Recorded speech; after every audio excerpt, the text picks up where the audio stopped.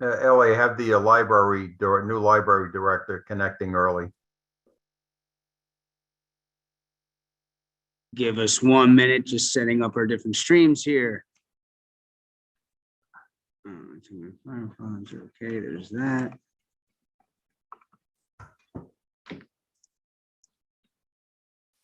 Everybody sit tight. All right, live on YouTube. I believe we are on public access. Live on Facebook. Our Zoom is being recorded. Oh, now we're live on Facebook. Zoom is being recorded. We are live.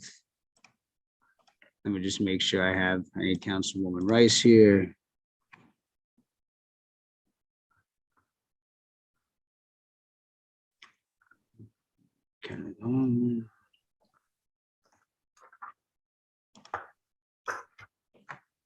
I'm trying to bring you in, Councilwoman Rice and Deputy Mayor Katz, just having some lag here. Give us 1 minute, please.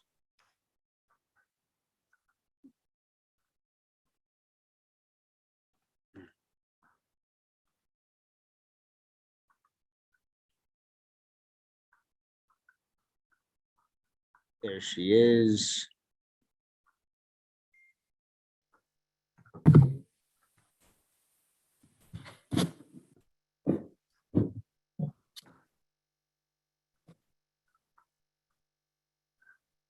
Manager, attorney, and counsel, can everyone hear me okay? Yes. Sweet. All right, Deputy Mayor, whenever you are ready, let me call the meeting to order. Okay. Good evening and welcome to this regular council meeting of February 8th, 2022. Please rise for pledge of allegiance. I Pledge allegiance to the flag, the United States of America, and to the republic for which it stands, one nation, under God, indivisible, with liberty and justice for all. Councilwoman Rami Rice. I saw that hand. Councilman Bagan. Here. Councilwoman Organ. Here. Councilman Kaplan. Here. Deputy Mayor Schwartz.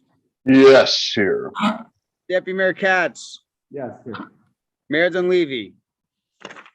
Adequate notice of this meeting has been provided by resolution number 265-2021, sending a copy to the newspapers officially designated for 2022 by way of resolution number 4-2022, filing a copy of the township clerk's office and posting it on the municipal building bulletin board, and the mayor hereby directs that this statement be included in the minutes. Good evening and thank you and welcome to this regular council meeting, February 8th, 2022. Also for the record, present at tonight's meeting is Dean Kaczynski, our township manager, Doug Roussillon, the gentleman we just heard from, our township clerk, Ron Goodman, the volunteer cable caster who keeps running back and forth to make sure that everything is broadcasting perfectly. Thank you, Ron. Clarence Barnes, still in this building at the municipal town hall here and making this place look shiny and sparkly. And from the law firm of McCusker and Salemi, Shadanian, Rosen, and Carvelli, John Shadanian, our township attorney. Upcoming council meetings, the next televised council meeting will take place on Tuesday, February 22nd at 7 p.m., which is the legal advertised time. Municipal offices are going to be closed on Friday, February 11th for Lincoln's birthday, and on Monday, February 21st for President's Day. I'd also like to recognize February as Black History Month. Quick shout out to my friend Mrs. Pagan. I want to tell you, tienes un muy buen tío, debes estar orgulloso. And to my friend Michael Goldberg, a little shout out for his Voices Junior. Council met in closed session to discuss the following: advisory board interviews, COVID update, energy aggregation, personnel, tax revaluation, township code, official newspapers, Park Mobile, legal issues, litigation issues, and Oprah. Mayor Dunleavy is out on assignment and he left me with the gavel tonight. And I'd like to welcome everyone and start by introducing our new library director. Can you let Shanae in? Yes. Shanae Hun? Hyun. Yes, I just promoted the panelists, just give her one. Oh, Shanae. And I just want to correct that, by the way, that's tomorrow, Junior. Okay. Correct that. I just, Michael Goldberg. Just want to take a few minutes to introduce and welcome Shanae Hunt to the Teaneck family as our new library director. And just a little bit about Shanae. She holds a bachelor's degree in library science in Korean, and she earned her library science degree from Pratt University. And she served as an intern and has worked at public libraries in the Bergen County Cooperative Library System throughout her career before coming to Teaneck. Shanae served as the head of user services at the Leonia Public Library, where she supervised the circulation and reference departments. And in my discussions with her, she told me that she collaborated with local businesses and schools, motivated teen volunteers, and offered maker space activities and various cultural events to the Leonia community.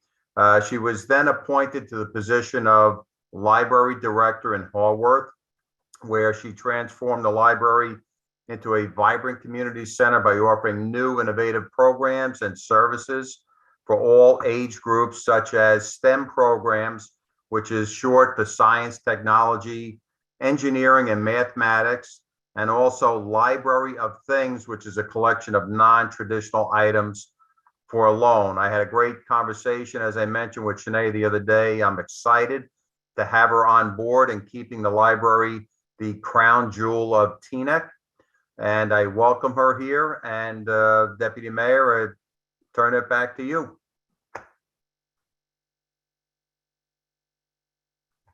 I'm mute.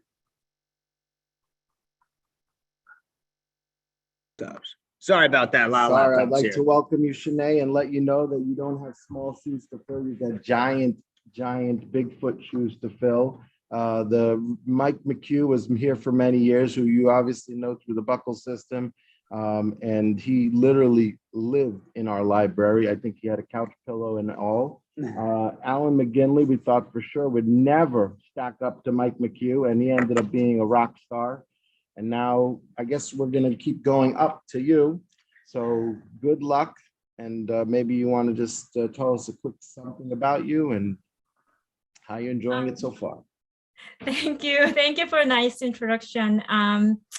First, I want to say I am already impressed with the community involvement in Teaneck Library. I already received a couple of emails from the residents with nice suggestions for the library.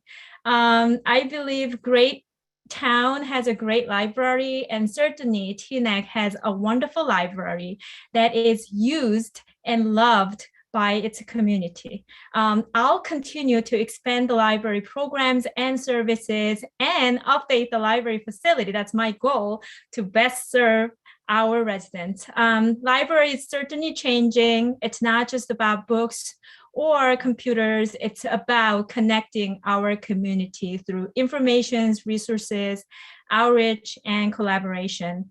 Now more than ever, people are craving for in-person interactions, and I believe that we can play a very important role in bringing people together. I'm looking forward to working with you all in the future and being an active member of Teaneck community. Thank you. Thanks, Shanae. Okay. Any questions for Shanae? We're good. Okay. Next item is presentations, workshop. No presentations, no work sessions. Old business. New business. Okay. Communications. Anything that anyone wants to discuss on this communications? Okay. Committee reports by council liaisons. Yes. Deputy, yes, two reports. As it relates to the planning board, our last meeting, we had nothing on our agenda at the last meeting. We are coming up this meeting. We do not have any large plans, just resolutions, signing off on some past approvals. Our Cedar Lane Management Group continues to meet, and our next meeting is tomorrow night at 6:30 p.m. The entire council, of course, is invited. The Cedar Lane Management Group had asked me to thank the council. Many members, as well as the town manager, came out in the December meeting. Our January meeting was Zoom due to Omicron. So they thank you for attending, and we look forward to seeing you in future meetings. Thank you. Excellent. Anything else? Deputy Mayor? Yes. Deputy Mayor? Thank you, Deputy Councilman Mayor. Pagan. The Chamber of Commerce had 2 meetings recently, and they elected their leadership team and continue to discuss ways to help our local businesses grow in Teaneck. The Shade Tree Advisory Board also met recently, and we were joined by Eddie from the DPW at that meeting, who did a great job of letting us know what is taking place throughout the township with our shade trees and what some of the plans are going forward. Thank you, Deputy Mayor. Excellent. Yes, Councilmember Rice. Yes, just wanted to follow up with the Greenway. They met and actually forwarded a number of concerns to the mayor and Dean. Dean did respond to some of their questions with regard to the easement. At FDU, also some concerns about the drainage near Lower Brett Park. So I believe, Dean, that you did forward a response to some of their concerns that were brought up at their last meeting. Excellent. Anyone else? Zoning Subcommittee, we've been meeting to discuss on many sessions with Holy Name. That's ongoing. I believe the last big zoning subcommittee meeting, EMS, correct me if I'm correct, tell me if I'm wrong, will be reported at the last council meeting. Is that right? That is correct. The only update since our last council meeting is that the State Street, the council approved the resolution setting the State Street as an area in need of redevelopment. That was sent over to the planning board. That is now being reviewed by the planner for a presentation to the planning board, likely in March. Perfect. Thank you. Councilmember Morgan. Teaneck Municipal Alliance Against Substance Abuse. I got caught up on a lot of the programs that are currently in place and how to get further programming in place. We also discussed the issues with vaping with children under 21 years old. So I'll go on. All right. Council listed items, Township Code, Councilman Kaplan. Thank you, Mr. Deputy Mayor. The code in section 124 under our charter indicates that the manager is tasked with tapping our department heads to get updates on where they think the code should be.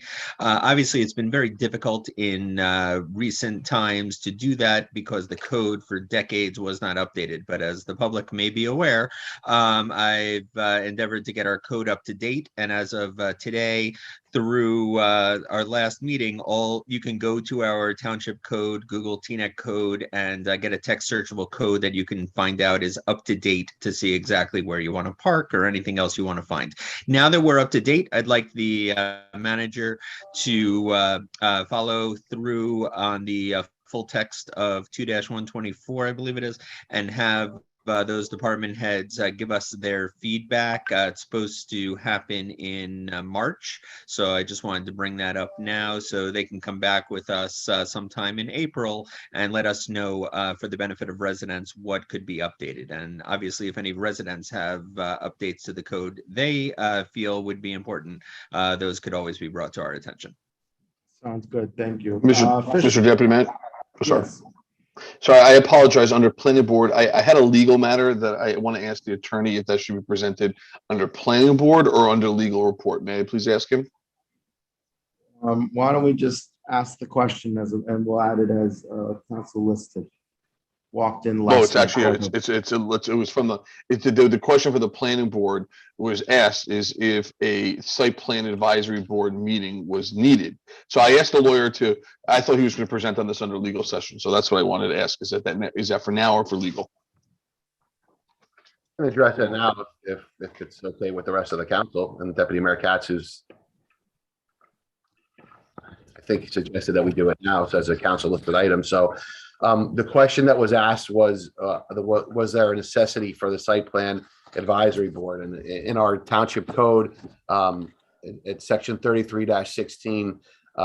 There is a township site plan review advisory board that is listed as something that could be created, and there's qualifications for the particular members that have to be on that site plan review board. The question is whether that advisory board has to be filled, because some of the seats are open, and candidly, I think it's because some of the requirements are fairly onerous under the statute. In order to fill them, having engineers and architects, et cetera, there are particular professionals that are required.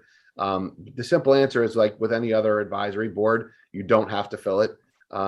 Every advisory board is discretionary, to the council, and certainly under the municipal land use law, it's discretionary. The council could indeed abolish the site plan review board if they decided to do that. That is has been done in a lot of municipalities. One of the problems that you have with those types of review boards is the timing of the applications, because the municipal land use law contains time limits that require an application within which that an application for development have to be decided. In other words, there's a certain number of days after an application is made that you have to make a decision on that. And if you refer something to an advisory board, and again, this is not a criticism of an advisory board, but that's an additional step that's going to take additional time, and it doesn't toll the time limits for the planning board. So if they don't get their response back in time, it can result in an unintended automatic approval. And that is actually why some of the towns have eliminated them. So that's my report, which is essentially that. All right. It's So DMS, want to list this on next council meeting agenda as council listed? No, we discussed, sorry. He discussed it. I'm fine. We just wanted the answers. We don't need it. I'm fine moving on. Deputy Mayor? Yes, Council Campbell. Sorry, just to go back to communications, I didn't realize that's where the historic preservation marker was listed. I thought it was later. I just wanted to make sure council was aware this was the resolution we had discussed at the prior meeting. There were some updated changes to it. The Historic Preservation Commission, under their request, their mandate to educate the public as to various historic things throughout the municipality, has made a request for a sign by the mural. So if there's no objection, I'd like the manager to take that into consideration as we're working on the budgets, and especially with an eye for that mural and perhaps other areas in town that could use similar signage. So this is just a signage. Right. The idea was that people don't deemed- necessarily know it's there if you didn't know it was there. So this would be something to let them know. Perhaps there's a better way, way station, points of interest, kind of thing. We'll leave it to the manager to give us his suggestion based on budget and. Right. So I just wanted to make sure everybody was aware of the resolution by the THPC, and we can have the manager compute the numbers as he's doing the budget, and then go back and forth between any language that they think appropriate and what we're interested Councilman in. Kaplan, you're just looking for a signage so people understand it's there. Right. Well, not me specifically, although but this was coming from the Historic I got it. Preservation Commission. Yep. We're not deeming an historic site. Correct. Okay. And they'll contribute to what's on the sign, but we'll be able to review it. Well, I mean, I believe in, that's subject to legal, who gets to say what's on it. I believe it's us that ultimately gets to say, but I mean, the Historic Preservation Commission is very good at these. They worked collaboratively for all the park markers, and they've done a very good job in the past of figuring out how these things work. Right. No, it's in the last line. It's in the therefore. And so I just want to make sure that it comes back Yes. at some point. Right. Yeah, I have tremendous respect for Chair Norris and the work he's put in. Very good. And Deputy Mayor Katz, while we're going back, who listed Assembly Bill 84655 under communications?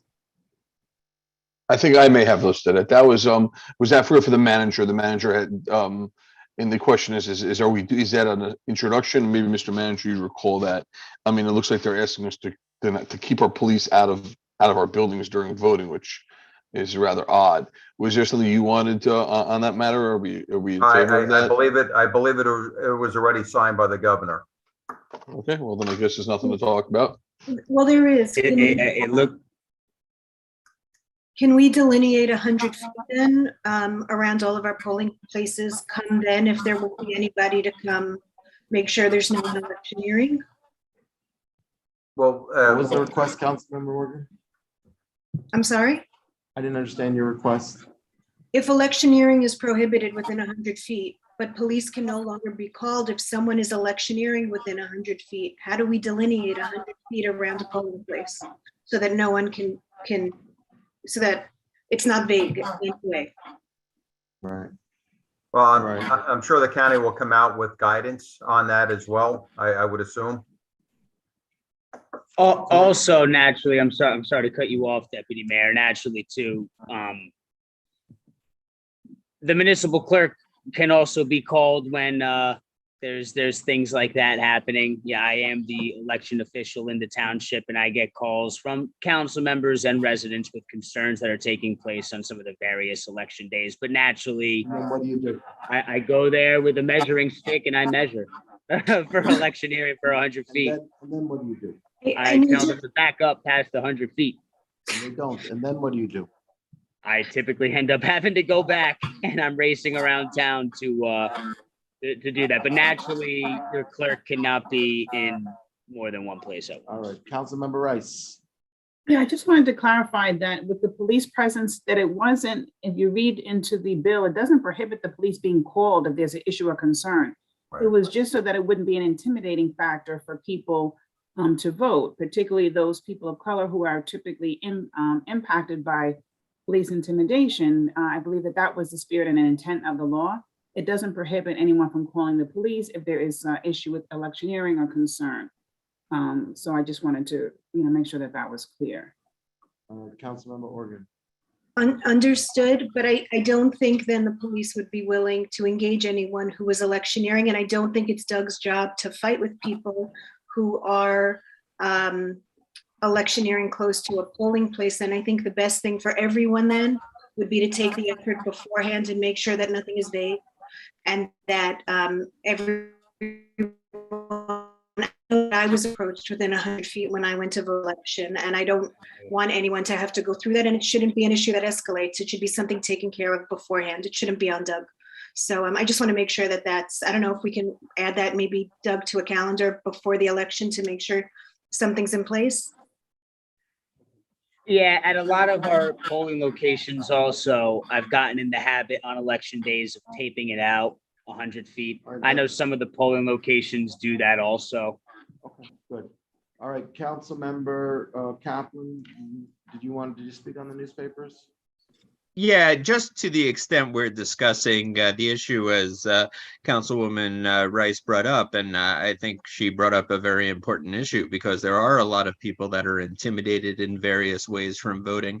When it comes to the Teaneck Police Department, who have zero use of force complaints against them, and zero, as far as I am aware, ever of voter intimidation. I think that such bills cast a sad state on the people that we look to call when we need them. And I would, absolutely agree with Councilwoman Rice that it's a dreadful situation for many. I just wish that our state representatives would focus on things that would actually deal with the problem instead of just saying that Teaneck cops shouldn't go to polling places. That's all. Okay, Township Managers Report. Thank you, Mayor. Just a quick update to the public on COVID-19. Holy Name Medical Center only has 8 patients admitted for COVID-19 for the virus, and none are in ICU, which is great news. The community positivity rate is at 5%. We had 13 reported cases over the weekend in Teaneck, so our numbers are significantly down. As everyone knows, Governor Murphy yesterday announced that masks and facial coverings will no longer be mandated for students, staff, or visitors in schools and childcare centers, and that's going to be effective March 7th. Our municipal buildings remain open without restrictions. Masks, of course, are recommended. Social distancing is recommended. Using virtual platforms when you can is recommended, but not required. I really think we're at a point where society must learn to live with COVID as an endemic rather than a pandemic. I'm going to keep restrictions in place, however, for senior programs for the spring session right now, so that it's clear. Anyone engaged from the senior division for the winter classes, have originally submitted proof of vaccination when they registered in December. I got some calls about requesting mandatory mask requirements for the seniors, which I was fine with. So everyone in the winter class right now is vaccinated. Everyone in the winter class is wearing a mask. I was asked to do this again for the spring programs, which I've agreed to. After that, however, moving forward, those restrictions will be lifted for all summer classes, unless there's some sort of significant new development with the virus. In New Jersey, 88% of residents here have received at least one dose, and a little over 73% are fully vaccinated. Anyone who's at least 5 years old, of course, is eligible to be vaccinated. Getting to projects and events in town, CSX installed a culvert guard at the dead end of Palisade Avenue. They also placed a large cement blocks surrounding the drainage pipe to prevent further erosion. Those familiar with that area, it's at the dead end of Palisade Avenue by the Minot School, which unfortunately routinely floods out whenever we have significant rain. The parking lot is really not usable. What CSX did is really not the best final solution, but we will be meeting with CSX officials on the 16th of this month to survey the area and try to come up with a permanent solution to the ongoing drainage issues. We'll have engineering there and public works there as well. And I believe Cheryl Krause from Congressman Gottheimer's office will be attending. The last snowstorm that we had on the weekend of the 29th yielded, and I hate to say this, 329 snow tickets. A number I certainly consider way too high. The previous storm in early January resulted in 271 tickets. Cars continue to impede snowplow operations and passage for emergency vehicles. I give everyone more than enough notice to remove your vehicle from the roadway, with the exception of those that fall in the exempt areas. The last storm, I think I gave everyone a good 12 hours notice before the storm to utilize our municipal parking lots without restrictions. I implore everyone, please adhere to our ordinance. When a snow emergency is declared, get your vehicle off the street, park in a municipal parking lot.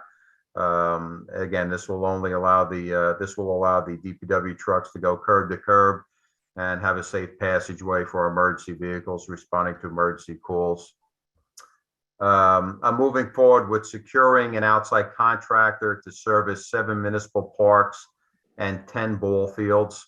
And that will take place this spring. And the contractor is going to provide weekly maintenance, such as raking and grass cutting, also to replenish the fields of clay when needed. And this is going to ensure that these parks and ball fields are in great playing shape for our youth from spring to fall.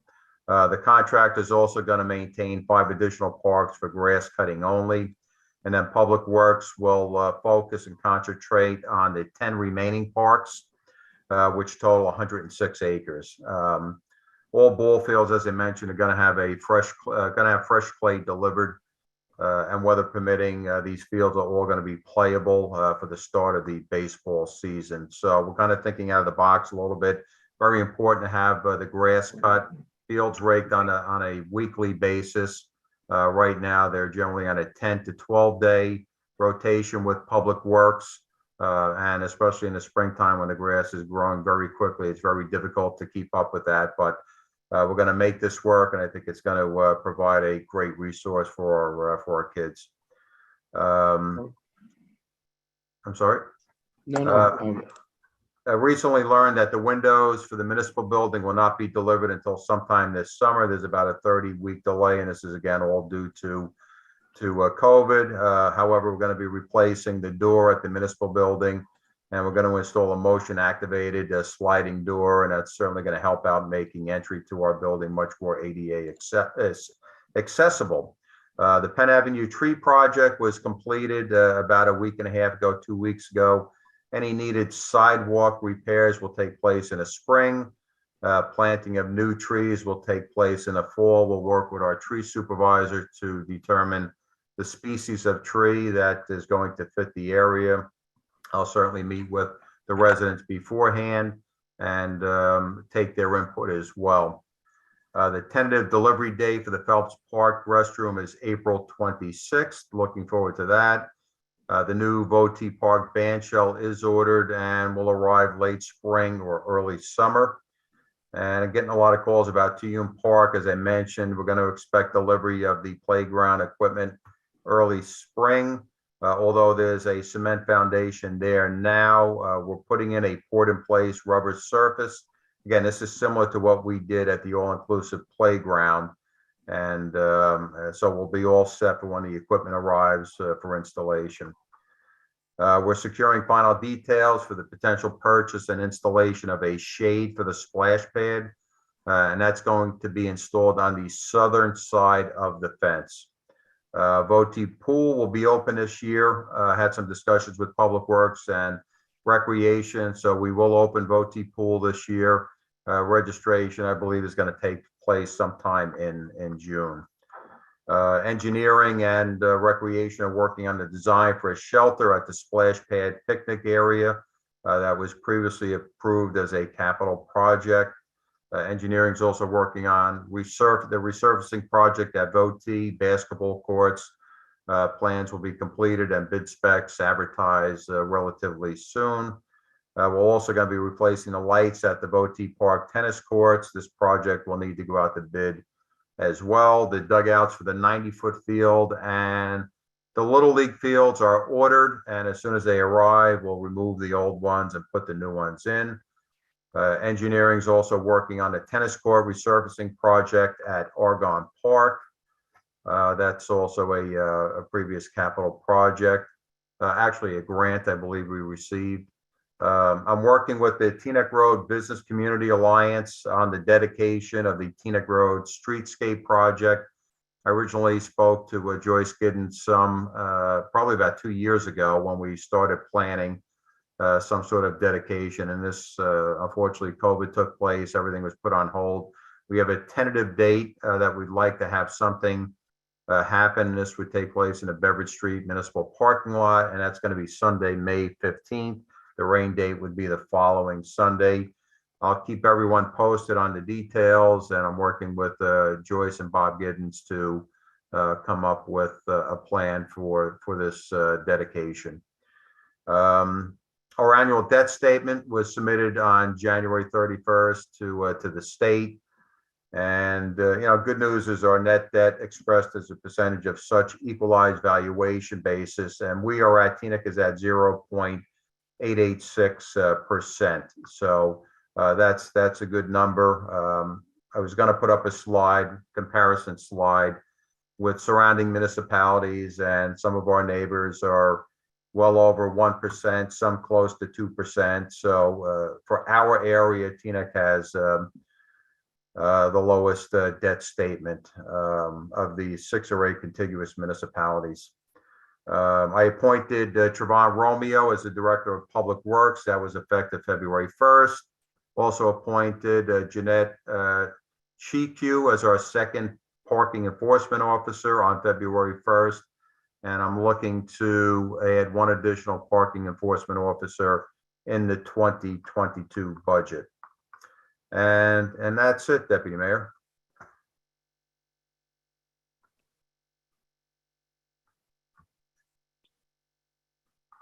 You're on mute. Sorry, 1 second. You were muted there. Thank you very much, Mr. Manager. The attorney gave his report. Now we move on to public hearing and adoption of ordinances. Mr. Clerk.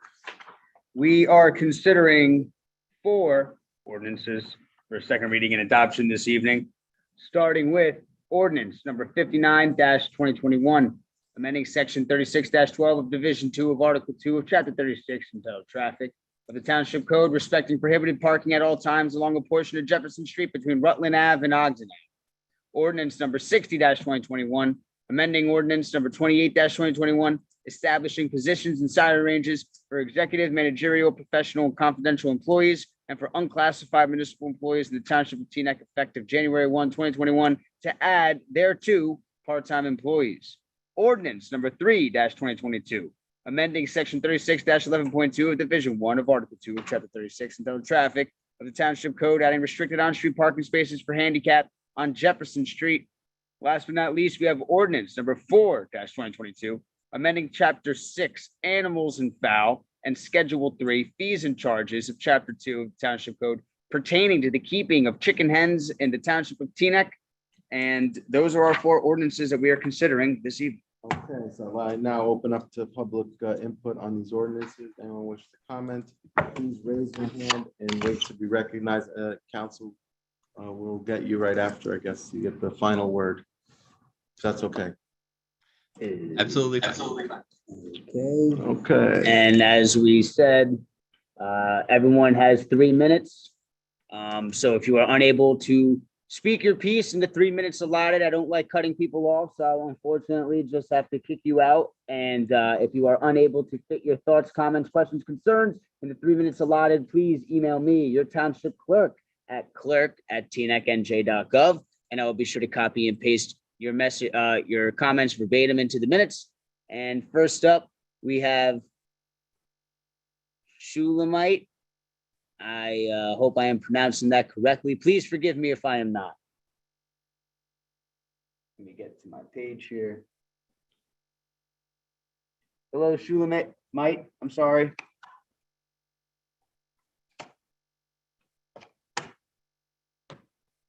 Please, Shulamite Schwell. please feel free to unmute whenever you are ready. And again, I want to remind the public that this portion is strictly for the ordinances that we just heard. Please unmute, Shulamite. All right, we'll get back to Shulamite. Let's go to Jesse Leon. Shulamite, we'll come back to you. I'm bringing in Jesse Leon. Give it just a minute as we all pray for the best Wi-Fi connection. Jesse. Good evening. Obviously, you know which ordinance I'm here to talk about tonight. I'd like to first ask that this be tabled until the next meeting. I think it deserves the full attention of the full board, vote, including Mayor Dunleavy, who's not here tonight. But otherwise, I'm not going to talk about a lot of the things that I've been talking about the benefits of chickens and about how we've tried to mitigate any risks associated with owning chickens. Tonight, I want to talk about the fundamental morality of the question at stake, that of private property rights. The very first right enumerated in the Constitution of the state of New Jersey is that all persons are by nature free and independent and have certain natural and unalienable rights, among which are those of enjoying and defending life and liberty, of acquiring, possessing, and protecting property, and of pursuing and obtaining safety and happiness. Tonight, I ask you to affirm the concept that is the core of the American experiment, that ordinary people are free to peaceably keep and use property in pursuit of their own happiness. I know that each of you have opinions about chickens. Tonight's vote isn't about whether you think they're smelly or noisy or will attract more predators to Teaneck. Tonight's vote is about whether you believe that all persons are by nature free and independent. If you believe that to be true, voting against Ordinance 4-2022 represents an abandonment of this principle. By further restricting the ability of Teaneck residents to keep backyard chickens, you strip us both of our freedom and of our independence. You take our freedom by preventing the use of our property in pursuit of happiness on the thinnest of justifications. There are myriad activities tolerated by our municipal code that are much more offensive to suburban life than a neighbor's pets. to vote against backyard chickens to prevent the possibility that someone may violate the terms of the agreement established in this ordinance, it's a rejection of the freedom of every resident in Teaneck. You take our independence by robbing us of the opportunity to provide for our families in a way that removes a measure of reliance on the industrialized system of agriculture and mass consumption that exists today. If you vote no on Ordinance 4-2022, you're telling us that we shouldn't take control of the nutritional inputs in our lives. We should trust the corporate farms in different states whose interests don't align with our own. You tell us to rely on the continued operation of the national distribution chain, which we have seen fail spectacularly in the last 2 years. By voting no, you relegate us to the status of dependents, unable to provide for ourselves, not the free and independent citizenry imagined by the intellectual giants who created our form of government. So I urge you tonight to vote yes on Ordinance 4-2022 and tell the residents of Teaneck that you, our elected representatives, do in fact believe in the freedom and the rights inherent in all of us. Thank you very much. All right, thank you very much, Jesse. Thank you, We're just gonna Jesse. try Shulamite one more time to manually unmute it from our, I'm trying to bring you in, Shulamite. There might be something on your end. all right. We're gonna go to Gideon.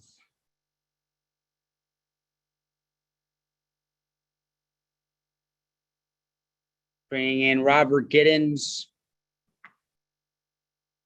Shulamite, we'll try you again in a few, but if it doesn't work, please email me, clerk@teenecnj.gov. I will copy and paste your comments right into the minutes. Technology is not always the most reliable with Wi-Fi. Give us a second, Rob. I'm trying to bring you in.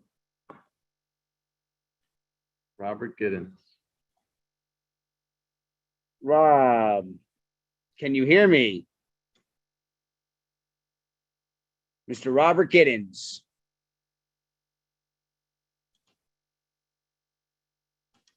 Mr. Robert Giddens. Whenever you are ready.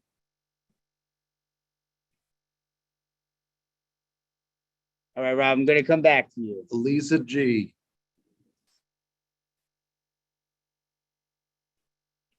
Just use my Wi-Fi. Eliza G. I think she's coming in. Eliza, whenever you're ready. Hi, I'm here tonight to voice my support for the ordinance to allow people to have chickens. I agree with what Jesse Leon said about tabling the vote until Mayor Dunleavy comes back from his vacation, as it was really important that all members of the board be able to vote on this. But I really agree with everything that Jesse Leon said. And above all, it is so important for us to be able to have chickens because we really want to be more sustainable. We want to be able to have fresh eggs. My kids are so excited to be able to have the opportunity to understand where their food comes from and take care of something. I am looking forward to teaching them not only how to take care of other animals and where our food comes from, but also how to be safe and be able to take care of other animals and, be sanitary and all the responsibility that comes with it. I really, really hope if you do vote on it tonight, those of you that were not in favor, really listen and to a very big group of people who just want to raise chickens. I know that people feel like it's a huge deal, but in actuality, it's really not a huge deal. You're going to have a couple of people in town raising chickens. That's all. And so I ask again, please, if you end up voting on it tonight, vote yes to chickens. Thank you. Thank you very much, Eliza G. We're gonna try Robert Giddens again. Okay, thank you. Can you hear me? All right. Hear us now? Hi. Loud and clear. Come, yep, Sorry Ms. for the Giddens. computer problems. But anyway, good evening, everyone. It's always a pleasure to work My husband said to let you know it's Joyce Giddens speaking. Yep. Yes, hi Joyce. We figured that one out. Thanks, Joyce. Okay. It's always a pleasure to work with Manager Kaczynski and the betterment of Teaneck Road especially. And I wanted to pose a question to Michael Pagan, Councilman Pagan. How can we help businesses grow with you? Joyce, Yeah, Miss I'm sorry. Giddens, I apologize to cut you off, Mrs. Giddens. This is the good and welfare portion for the ordinances that we just read into the record. Oh, I'm so sorry. I'll come back again, okay? Oh, it's okay, Joyce. We will be patiently waiting for you. Okay, thank you. Please raise your hand again when the normal good and welfare starts. That will be taking place after these ordinances. Shulamite, I am trying again here with you. Please try to unmute. I'm going to bring in Michael Klatsky in the meantime.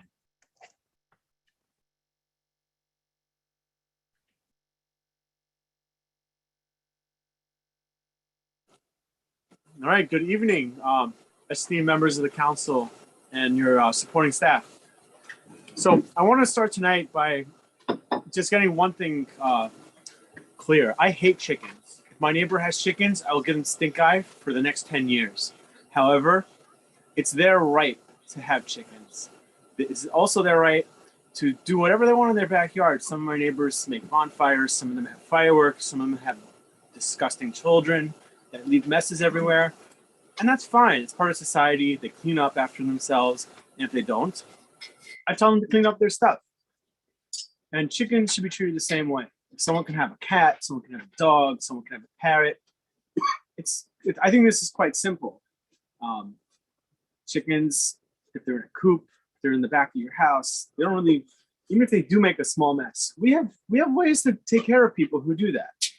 To me, it doesn't make sense that if you can live on a 6-story apartment with 1 bedroom with 5 kids and having a chicken coop on your balcony in Brooklyn, Manhattan, the Bronx, that you can't do it in a place like Teaneck. As a chicken hater, I implore all of you to support this bill because even though chickens suck, they should be legal. Thanks. Have a great night. Right, Dr. Powers. Thank you, Mike Klatsky. We are now bringing in Chuck Powers.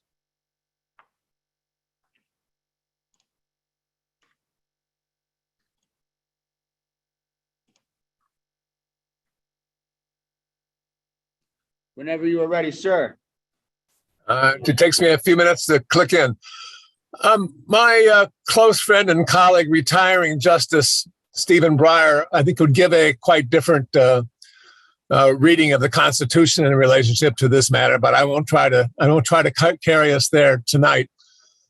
But let me suggest a different way of thinking about the likely passage of this ordinance and how long we decide to keep it, whether it's transitory or permanent.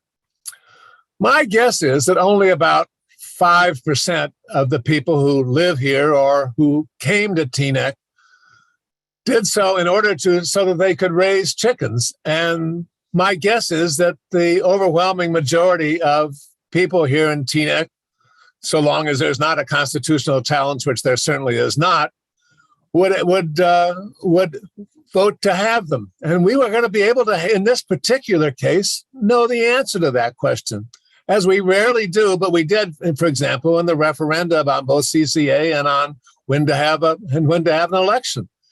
Because if we do have 1,500 people here in Teaneck, that 5% I was just talking about, who actually sign up and pay that $100 fee so they could have them, that might actually justify have them. I don't believe we'll get anywhere near that many. And so I'm suggesting that council look at this matter again next August and figure out, okay, we have 1,300 people who think that's important to do. We have 3,800 people who don't think so.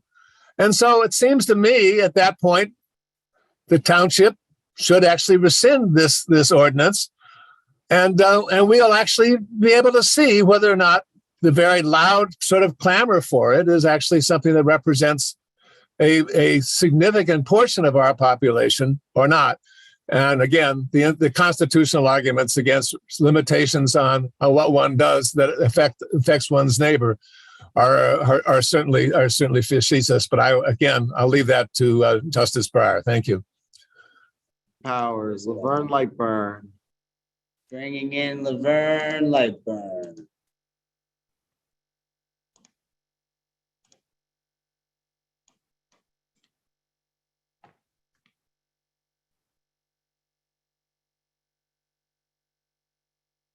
Laverne, whenever you are ready.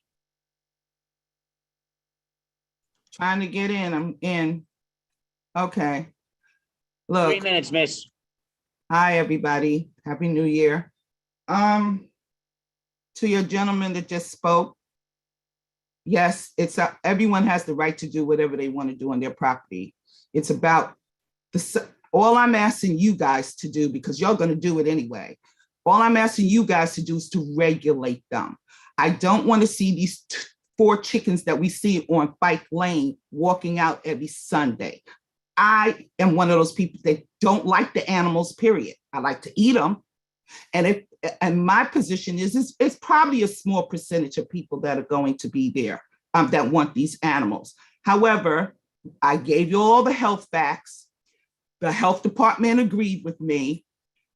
The lady that's so interested in teaching her children about these animals, then most of these people to me should have went and bought a farm, not buy a suburban house. But that's neither here nor there.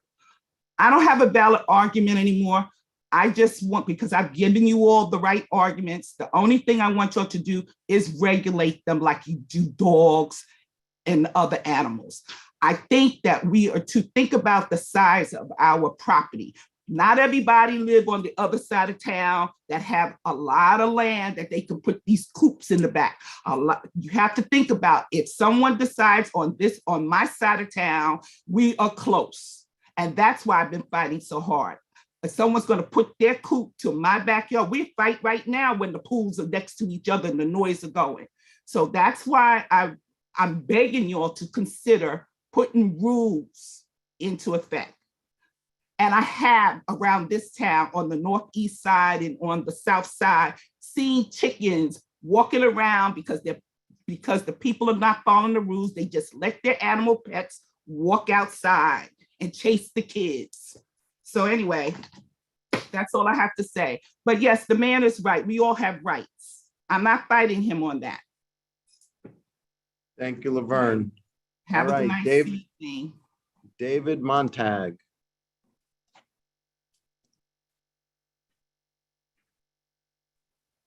Hi. Good evening, David Montag, 57 Grayson Place. Thank you for letting me speak. I don't want to belabor the point. I'm here once again to ask that you vote in favor of the chicken ordinance. I don't think there's any fear that our neighborhood is going to be overrun by chickens. The supporters of the chicken ordinance are well aware of the many restrictions that are part of the ordinance, and we will all be abiding by them. We ask that you vote in favor of the ordinance, and I thank you very much. Thank you for your. Thank you, David. Debbie Eliyahu.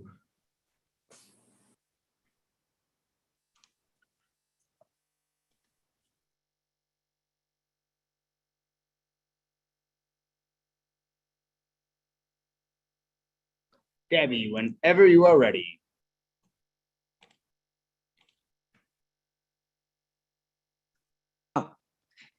Am I unmuted now?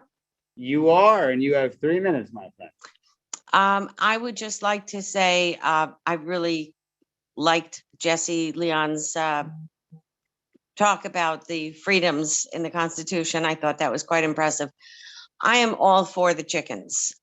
Having eaten eggs from very happy chickens who were allowed to roam free and non-industrialized chickens, having eaten their eggs, I thought they were amazing. I think chickens are happier like that. And I think that I would have liked at that point in my life to have chickens. At this point, I personally won't have, but I think that it's great. I would encourage the township to approve it. I think everybody who wants them should be allowed to have them. I think that we are not in the city. Yes, we're not farms, but if there are enough controls and people stick to the regulations, which I expect that they do with the other pets that they have, that this could be something that is not awful for their neighbors. Just as I don't want my neighbors' pets to be running free in my property, and so far it has not happened. And my pets should not be running free in their property, and so far it has not happened. I expect that neighbors should be behaving well with their neighbors. And if there are chickens running free, then the town should be doing something about that. So I ask that the town support this ordinance for the chickens and give the people of Teaneck what is not a huge ask, and let people in Teaneck raise chickens and have some really good eggs and teach their kids how to raise chickens. I think it's a great idea. Thank you very much. And Jesse, you were awesome. Thank you, Debbie Eliyahu. Go on. Thank you.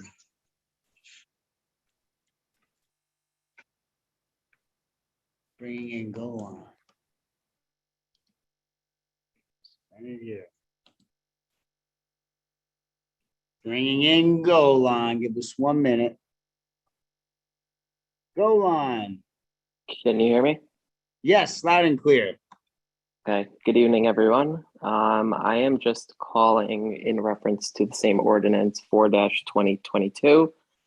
I figured I would call in because you should hear multiple opinions on this topic, not just kind of one-sided in favor of it, because from what I've seen, and I'll share some of that information with you, there does seem to be a split in the community on whether this ordinance should pass.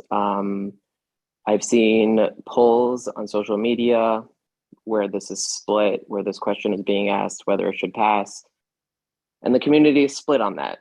I've seen a petition put out there asking people to sign that does not have a lot of signatures on it. And I think you guys as a council do amazing work for the community. And I think that you guys focus on what's important for the entire community as a whole.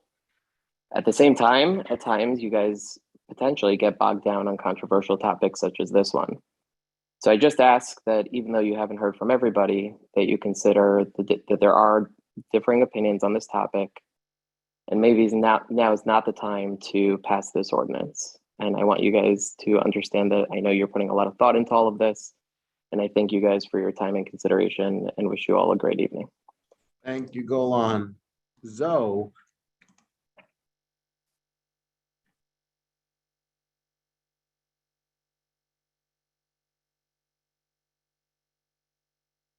Give us a minute here, Zoe.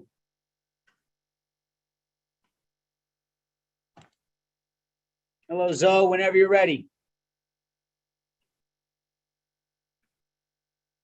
Whenever you are ready, Zoe, please unmute. Thank you. Thank you. Good evening, everyone. Hello, 3 minutes. Thank you. For starters, I would just like to ask everybody to please delay the vote until your full council is there. The mayor has strong opinions. He should vote on this. You've all put so many hours into this chicken ordinance, and I've watched you for the past couple of meetings.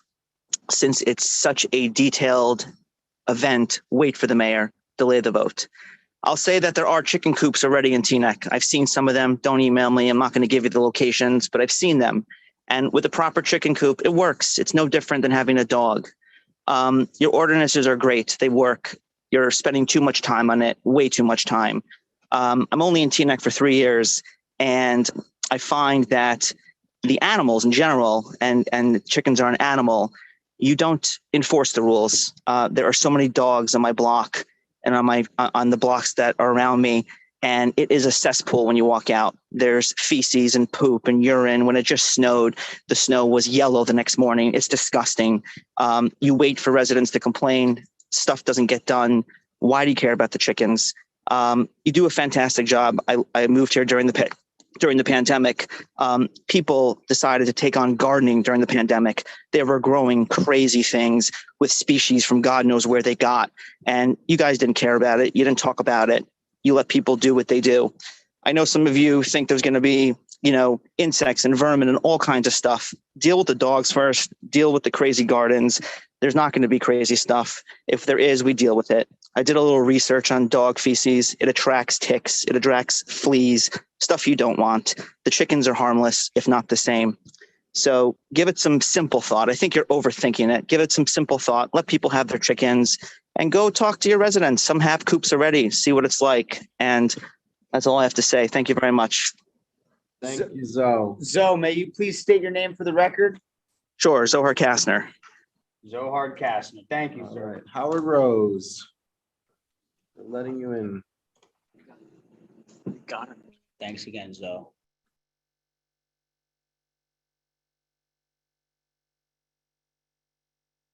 Howard Rose, whenever you are ready. I know sometimes we battle with technology. You are a panelist. Make sure that your mic and video functions are on, Mr. Rose. Because I don't see the prompt for you at all. Mr. Rose, there you go.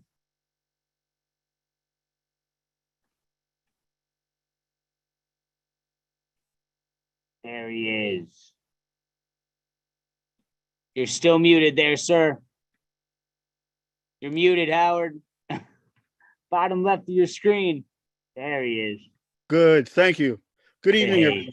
everyone.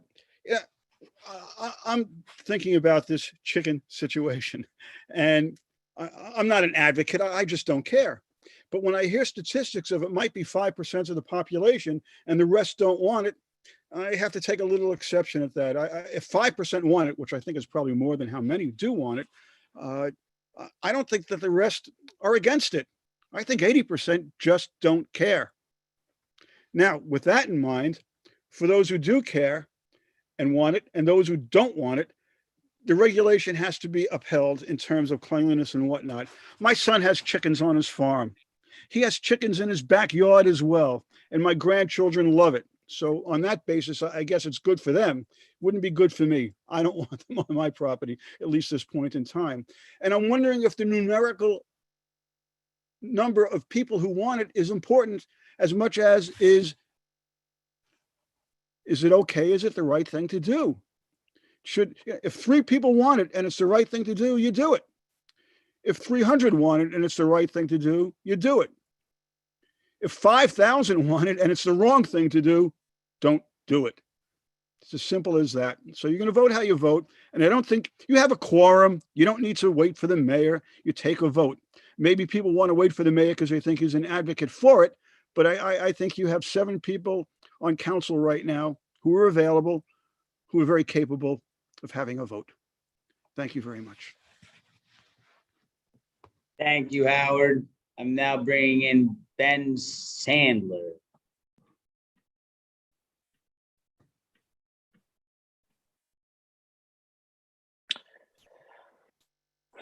Hi. Thanks for 3 minutes, time. Ben, you're good. I will not need 3 minutes. Just want to quickly say, hope that you vote in favor of the chickens. Echo earlier comments, and a lot of us have been home a lot more the last 2 years than previously and connected more to nature. Mentioned the gardens. I think sometimes they're not so sightly, but it's beautiful just to see people eating real local and getting closer to nature, teaching their kids about that. And yep, sometimes we get predators, we get deer, but that's just part of living in nature, and we've all learned to get along with our non-human friends. And I think this is just another way of connecting to nature in a beautiful way. Like the previous speaker said, town will not be overrun by chickens. It's a lot of work. Most people aren't going to do it. I'm not sure I would, but and those who will know the rules and follow them. But definitely, there shouldn't be restrictions that aren't necessary and that limit people from doing things that are meaningful to them. So I hope you will vote in favor of this one more way that we can grow our own food and connect well to nature. Thank you so much for your time. Thank you, Ben. I am trying Shulamite again. I don't want to give up on you. You should be unmuted now. Hello, can you hear me? Loud and clear. You have 3 minutes. Okay, great. So I'm here to support the chicken ordinance. I just wanted to say a few things. I understand that some people are scared, concerned about different things, but honestly, people that will violate this kind of ordinance are already keeping chickens. So we are trying to get this legal and actually follow the rules. And the ordinance actually specifies all kinds of details to, keep so many feet away from the neighbor, or how to keep the food so that there's no other animals coming in to make it all dirty, smelly, gross, and all of that. So all of that is addressed in the ordinance. So we actually want to keep the rules. So, I wouldn't be too worried about it. And just like other people had mentioned, we're free people. And, just because a small number of people want to keep it, why prevent us from doing that? New York City allows it. I don't think we're bigger than New York City. If it's allowed in New York City, why not here? I think that we're not a farm kind of argument just doesn't hold here. And it's a sustainable way of living, in this day and age. A lot of people want to do that. So please, I would like this ordinance passed. Thank you. Thank you, Shulamite. Ben Sandberg. Bringing in Andrea Schumann.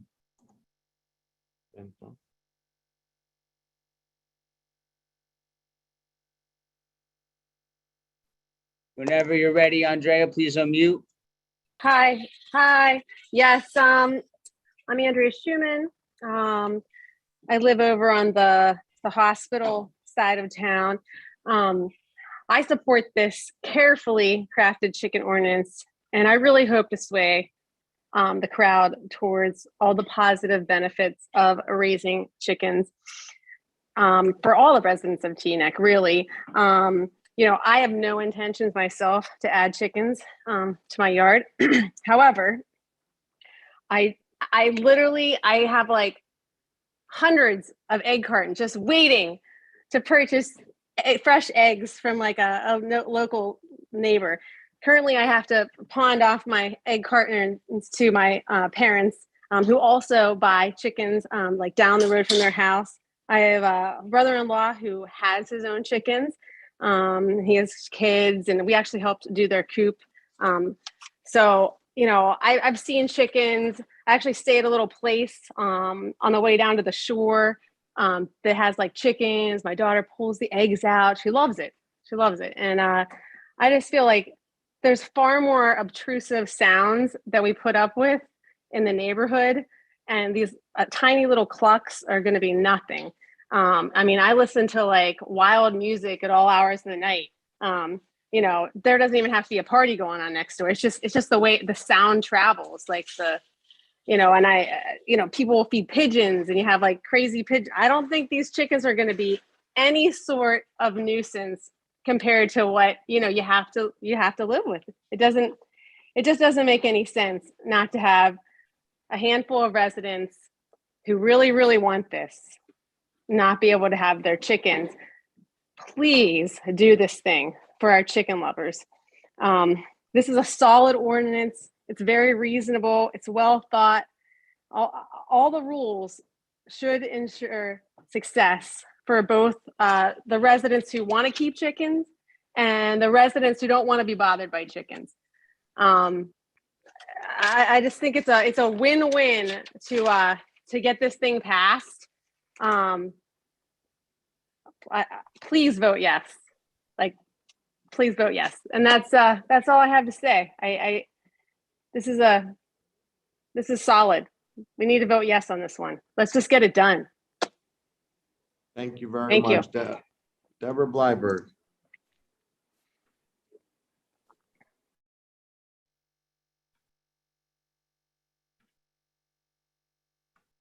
Deborah Blayberg, whenever you're ready. Hi, good evening, Deborah Blayberg. I just want to reiterate, honestly, I have no chicken in this game. I do not plan on having chickens. However, this has gone on and on and on and on. And honestly, I think those people who want to keep chickens are probably responsible chicken owners. And they've written this ordinance with everything in mind in order that people like me that don't want to hear the chicken noises, there's caveats in there in order that we can complain. Why not just set up a chicken hotline if there's an issue that we can call in if there's problems? But to be honest with you, it's time to let them have their chickens. If you are against this, instead of voting against it, why not just abstain? Because honestly, you've got the caveats in place and give it a trial run. I'm sure the people with the chickens want to make sure that this is successful and everybody works together. And, you know, when I first moved to Teaneck, there were turkeys running down the street. So we're quite used to the wildlife around here. So what's a few chickens to add to the zoo that is Teaneck? So I say vote for these chickens and let's move on to the next subject. Lack of fence. Thank you. Okay, I'm Thank going you, to Deborah. close public hearings on these ordinances. Can I get a motion? Motion. Motion to close the public hearing. Okay. Second. I'd like to make a motion to table the ordinance 4-2022. Is there a second? On tabling Do you have a specific date that you'd like to to table? the it to? next council meeting where the mayor could be here. There is a motion on the table from Deputy Mayor Katz to table this for a vote. And correct me if I'm wrong, Attorney Shedanian, I believe that if we were to table it to February 22nd, we would not require another public hearing as the public hearing has been had. So we would have to vote on this one February 22nd. That's correct, Mr. Clark. Is there a second on that motion? Okay. Seeing no second, comments on the ordinances? Yes, Councilman Camp. So just in general comments about the ordinance, I appreciate the comments that were made. The constitutional arguments are, correct for anyone who believes that you should have rights on your own property. What people that generally have complaints talk about is the effect that it would have on them. The speaker that said, I'm not sure if it was Mr. Monte or somebody who spoke before him, that very few, or I'm sorry, Golan, spoke about how few people had signed a petition. Well, there's a reason for that. It's not something that a majority of people are going to do. And I think that if we were to pass this, you're going to see very few people go and rush out to get coops and the requirements to have a chicken coop. And one of the things that is important for us as a council to remember is anything that council creates, council can destroy. And if we find that after a few months of a couple of people having chickens around town, it's really not working out and it's not the way that I envision it, the way other towns around us have done it without a problem, we can go and undo the ordinance and just have a vote and get rid of it. And by doing that, we basically tell the people that got their permit for 1 year, well, sorry, we don't have an ordinance next year, so you can't renew. So for what amounts to a 1-year trial run to see if this is going to work the same way as other communities, I think it's worth giving it a shot. We've had, decades and decades of people trying. And at the end of the day, much like cannabis or other things, I think if we didn't have dogs living in this town and you tried to convince this council right now to allow people to own dogs, you'd get a very similar response from neighbors. They're going to poop on the sidewalks. People aren't going to behave. They're going to be dirty. They're going to bark. But we have them. So it's sort of baked into the equation. A couple of years after having chickens, we're not going to treat them any differently than dogs. And I think it's worth letting this experiment play out the way it has in other communities. That's it. Everybody here gets a vote, and I would encourage you to seek liberty when you cast yours. That's it. Thank you, Councilman Kaplan. Councilmember Organ. So just to answer Councilmember Kaplan, I would never tell somebody to get a pet and then tell them a year later they couldn't have it. That's not nice. As far as tabling the motion and waiting till the next meeting, Mayor Dunleavy last meeting voted not to introduce the ordinance. I don't believe he was a fan. I asked for us to reintroduce the ordinance. I'm the one that brought it, asked to bring it forward and to introduce it, and I voted to introduce it because I felt that it needed to be heard and it needed to be voted on. Everybody who's come out and spoken in favor of chickens, for the most part, has been respectful and educated and thoughtful. I have never been vague about my feelings about the chickens. I have spoken to 2 health officers.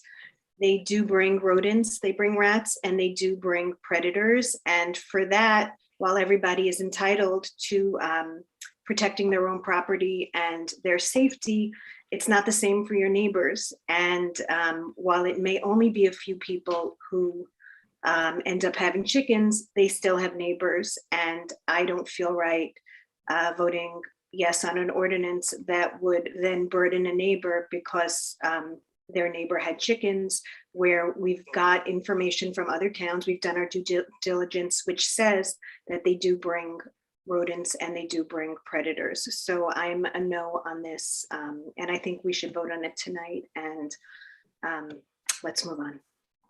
Thank you, Councilmember Organ. Anyone else have any comments? All right, roll call. I need a motion I make the motion to all four. all 4. So there's a Second. motion on the table for ordinance 5521, 60-21, 3-2022, and 4-2022. A motion from Deputy Mayor Katz. Second. Just a point of information. So if we Yes. vote, we can just vote no on 4. Yes. Yes. Just detail, yes on whichever ordinance, no on the other one. That was a second from Councilman Pagan, correct? Yes, sir. Councilwoman Rami Rice. Yes on 5963 and no on number 4. Councilman Pagan. Sorry. Yes on all 4 ordinances. Councilman Organ. Yes on all but 4. Councilman Kaplan. Yes, on all 4. Deputy Mayor Schwartz. Yes on 5963, no on 4. Deputy Mayor Katz. Yes on all 4.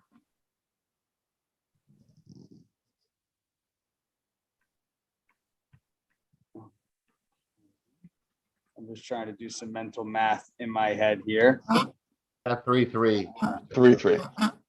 3-3 on it. So ordinance 59-2021, 60-2021, 3-2022 are all approved. Publications will be going out, but there appears to be a tie vote on ordinance number 4-2022.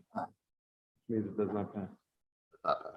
That's correct, Attorney Shedanian? Does not pass. Tie vote does not pass. You have to have 4 Tie votes. vote, it does not pass. Vote.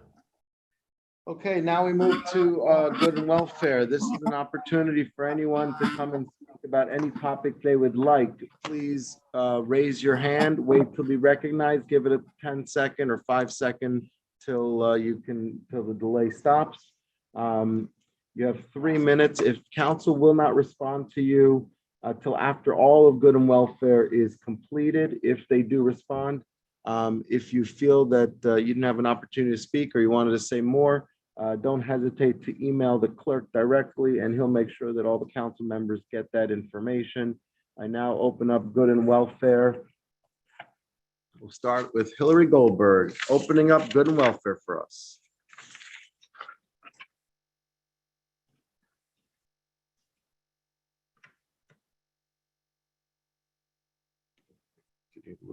Okay, I did it. Hi, thank you. So first, as owner of Teaneck Tomorrow and Teaneck Tomorrow Jr., I just wanted to thank council for recognizing Teaneck Tomorrow Jr. And the Board of Ed will be doing that tomorrow as well. Also, communication is vital for the relationship between local government and residents. Every council was elected to listen, represent, and communicate with all 40,000 residents of this town, not just some of them. Any resident can call into good and welfare at a council meeting. Any resident can email the council to voice their concern and ask a question, but that does not necessarily mean you'll get an answer. It seems it depends on who the resident is. Many residents have found success in getting their questions answered directly by council on the Facebook group Teaneck Today, run by Keith Kaplan. While Councilman Kaplan likes to claim that this is not an official township group, the actions of the group say otherwise.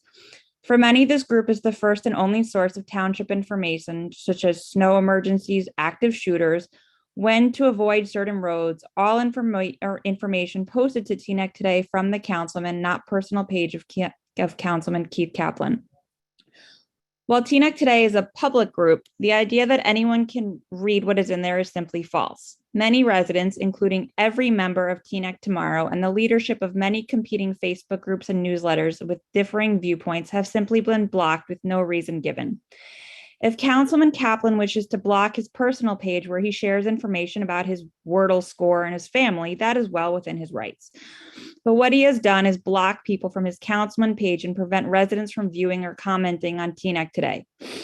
This week, Keith Kaplan on his private Facebook said, quote, "If you truly value the concept that bad speech should be met with more speech and better speech, why suspend Whoopi Goldberg? No relation to me. A talk show panelist who trivialize the Holocaust should not be suspended, according to Councilman Kaplan, because more speech is the best response to bad speech, no matter how bad. Councilman Kaplan apparently believes in rules for thee, but not for me. I hope that Councilman Kaplan will keep his word and allow every single resident to comment on his quasi-official Facebook page for Teaneck Today and his Councilman Keith Kaplan page. By his own argument, he is more than entitled to respond to residents with whom he disagrees, but not to block them. Thank you." Yes, thank you for your son for the Teaneck Tomorrow Jr. Howard Rose.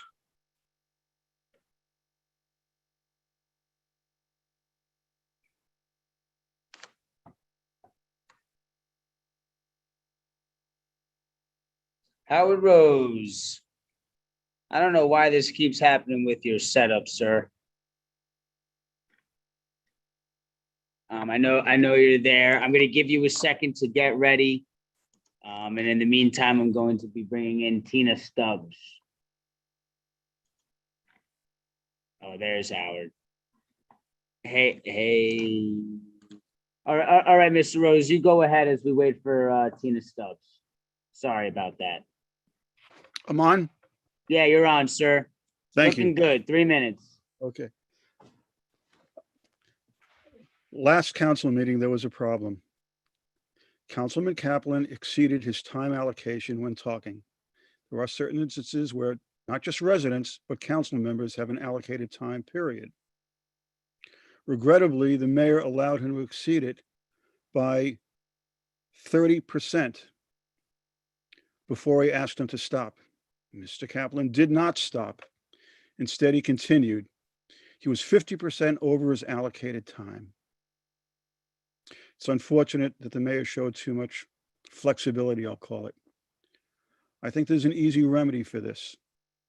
We have a clerk whose responsibility it should be to time all residents who are on time slot statements.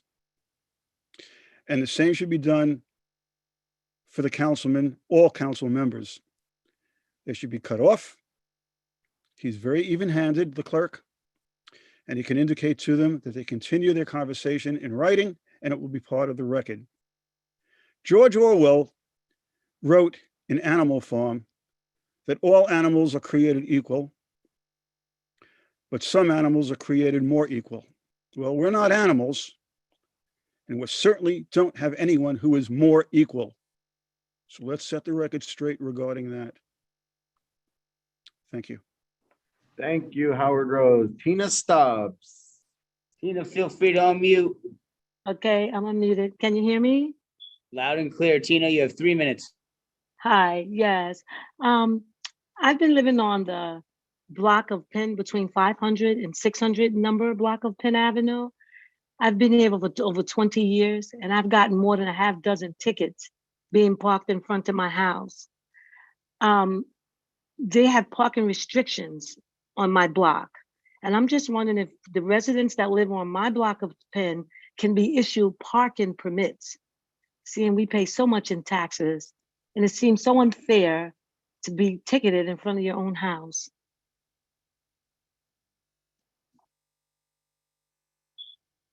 Hello?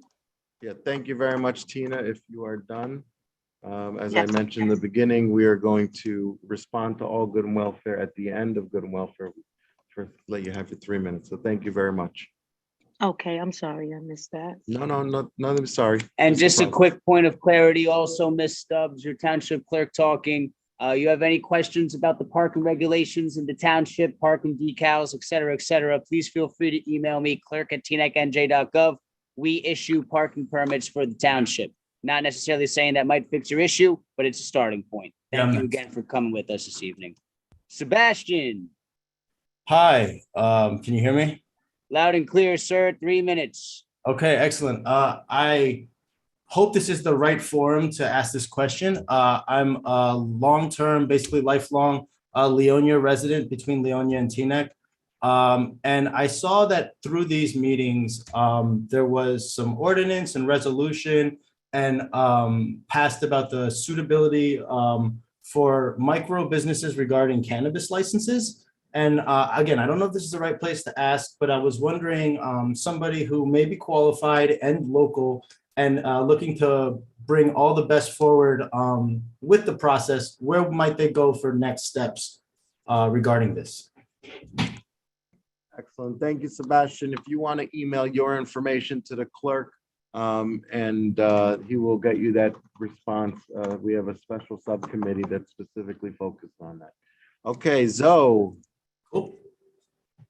Yes, Sebastian, email clerk@tnecnj.gov. Clerk@tnecnj.gov. Perfect. Zoe, whenever you are ready. Yes, thank you. As I mentioned, I'm a relatively new resident here, and I must say, outside of the dogs urinating all over our sidewalks all day, Teaneck is pristine. Crosswalks are painted, stop signs are there, things are taken care of, the trees, the debris removal, the police, everything is pristine. Snow, I just lived through some snow here. DPW did an amazing job. Let's give them a round of applause for that. What I will say in the summer, I've experienced your mosquito spraying program, and I'd like someone to comment about what it is. Do you bid it out? Because it doesn't work. My whole block's ordering Mosquito Joe. All kinds of chemicals are all over the place.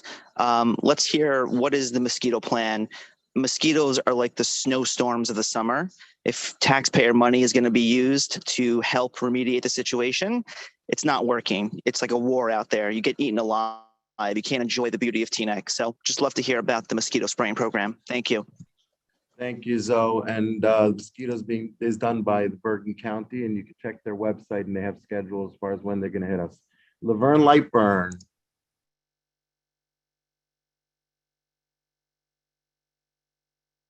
Bringing in Laverne Lightburn.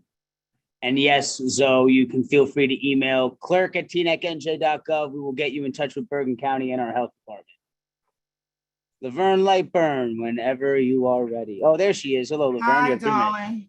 I'd like to thank Dean I wrote Dean a letter for Anna Street. You got back to me right away about the dead-end street being dark for those seniors over there. However, the police haven't come out, so I'll write you about what to do next. But you wrote me back right away, and I appreciate that, and I thank you. However, the rest of you guys, I also wrote a letter, and I didn't get one answer back, so I don't know where it stands. So I figure I'll come and read it to you all. You must not have listened to it. Over the last few months, I have been following several articles about the retirement of former senior Senator Loretta Weinberg. After watching her receive the Lifetime Achievement Award and the Dr. Martin Luther King Jr. Committee Award, I enjoyed her interview with Councilman Katz. I was wondering if the council is planning to honor her in any way as a daughter of Teaneck and her years of service on the council, the state, Senate, General Assembly. I imagine that you might have considered renaming a park or street in her honor, and I wanted to attend the event. So that's why I reached out to you. I noticed she has been honored by several organizations for her contributions to society, but I've been unable to find any celebration on Teaneck's calendar. So I was hoping I didn't miss it, and I just wanted to make sure, I wanted to pay my respect to this woman who has made a difference in so many lives. However, if you are discussing the former senator's impressive career, I hope that you as the town leaders bestow one of the highest honors and maybe think about one of our parks, like Phelps or Herrick. Could be a good option, but that's just a thought. So we need to go big, since we've named several streets in recognitions of barbers, musician groups, and councilmen. So to dedicate a park to an icon of Bergen County for her significant accomplishments over 3 decades just seems appropriate to me. So anyway, the bottom line is I wrote y'all a letter because I thought, since she comes from Teaneck, I have no skin in this game. I just felt she's a daughter of Teaneck. She's done a lot for society and the community. And I just wanted to know, are we planning on anything? Because I wanted to attend. That's why. But not one of y'all answered my letter. Thank you very much, Ms. Lightburn. Thank you. Hi, Ellie. Hello. Deborah Blyberg.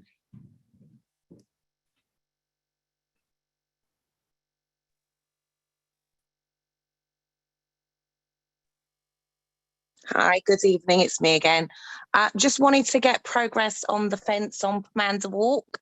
I'm going to keep on about it until it's up, because I'd like to enjoy that area in the summer without being chased off by the police.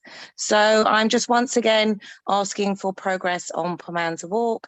Have a great day. And I'd also like to say, actually, in defense of Teaneck Today, it's a Facebook page. It is not Keith Kaplan's personal page. Seriously. That I've never heard anything so ridiculous in my life. And I just had to say that as somebody who uses social media a lot. And if you're going to pick on Teaneck Today, pick on Teaneck Newsroom and pick on Blue Teaneck and Teaneck Tomorrow and Teaneck Voices. Like, seriously? And as for the mosquitoes, you need Mosquito Joe. It's like a crazy place here. You will be eaten alive, or antihistamines. Anyway, have a great one, guys, and the fence. Thank you. Thank you, Deb Blyberg. Paula Rogovan.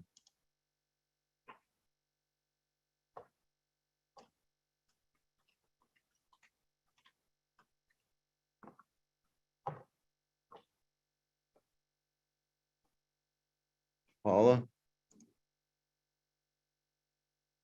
You're on muted, mute. Paula. You're muted, Paula. Bottom left of the screen. Hi. Just Loud and a bit of history about the settlement that is going to be voted on or has been voted on tonight. I'm not sure which, requiring Teaneck to pay over $10,000 in legal fees regarding the CCA court case. The town council majority all along refused to discuss the issue of community choice aggregation at a council meeting, despite the support from Environmental Commission and many Teaneck residents who spoke out during Good and Welfare over the last couple of years. So we initiated a petition campaign to place CCA on the ballot under the Faulkner Act. Governor Murphy and the state legislature mandated that petitioners for various ballot issues around the state could collect signatures electronically to protect us, to protect our health and welfare during the COVID crisis. TNEC rejected the signatures that were collected electronically. That left the petitioners, of whom I'm one, who are working with Food and Water Watch, no alternative but to go to court. And then the court ordered TNEC to submit the ballot measure immediately so it could be placed on the ballot for early mail-in voting. Nearly 68% of the people who voted for municipal question 2 on CCA voted yes. It's a very popular program, a very popular initiative. The program must be implemented within a year. The Food and Water Watch filed to have legal payments reimbursed, legal costs reimbursed by the Teaneck Township. That was an important thing that they did to require the town to pay those costs. Because if towns don't reimburse, they will constantly reject residents' ballot measures. And most residents cannot afford to go to court. And so the voice of the public will be squashed. Unfortunately, Teaneck's taxpayers will also be on the hook for many, many thousands of dollars to pay for Teaneck's own attorney for this effort to stop the CCA ordinance. It's a shame that the council majority made every effort to stop the CCA program. It's a shame the council wouldn't discuss a renewable energy program that was supported by the Environmental Commission and many residents. It's a shame that Teaneck chose to reject signatures that were collected electronically during the COVID pandemic. It's a shame that the Teaneck Council majority refused to listen to the voices of residents. The CCA program, which should be in place in less than a year, that will provide renewable energy to all residents unless people choose to opt out. Not only should the program provide cost savings, but it's a really, really important step in helping stop climate change. Paul, I apologize. The 3 minutes were up. I know you have my email. Please feel free to shoot me an email. I will copy and paste your comments verbatim into the minutes. Bringing in Michael Klatsky.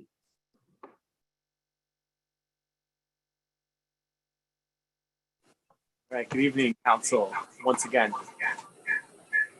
Mike, I'm hearing a lot of feedback on your end, sir. Hang on one second. How about now? Oh, crystal. Okay, perfect. So the reason I'm calling tonight is to discuss a matter that's important to me. About a week or two ago, my dad came to visit, and he first visited my sister, who was in Englewood, and we went to Palisade Avenue.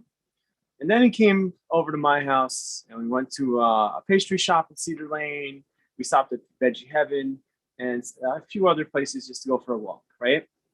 And he remarked to me, "Why does this main street look like a dump?" And he compared it to a dumpster. And I thought about it, you know, because I go to Englewood quite frequently. You know, I pick up my kids, they go to school there.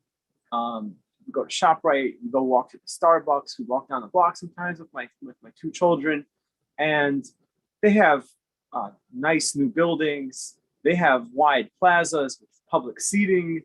They have wide sidewalks with beautiful lampposts, and there's people about with families with strollers looking, going back and forth, people going to work, people milling about, people just, it looks like a lively, happening place where people want to be.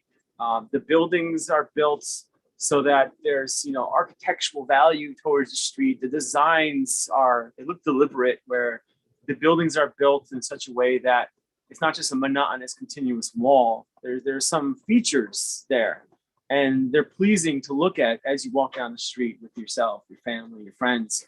And when you go there, There are next door neighbor. Practically, we were formed out of that city. We then go to Cedar Lane, and everything just looks drab. What are they able to do that we can't? They have less population. How do they have more resources?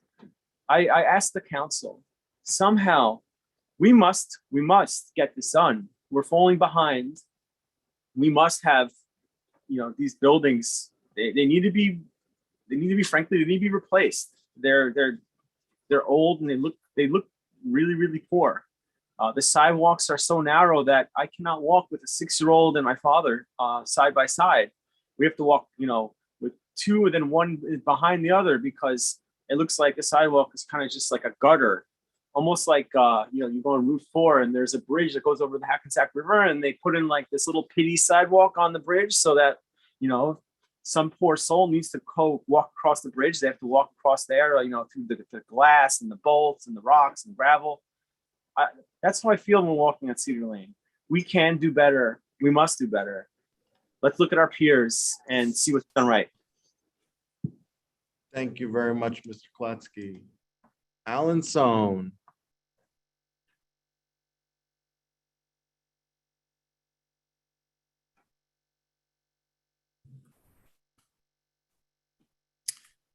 It's good and welfare when people speak up about issues of importance and are then ignored. To quote Steve Savitz, it should be called, "So what? Who cares?"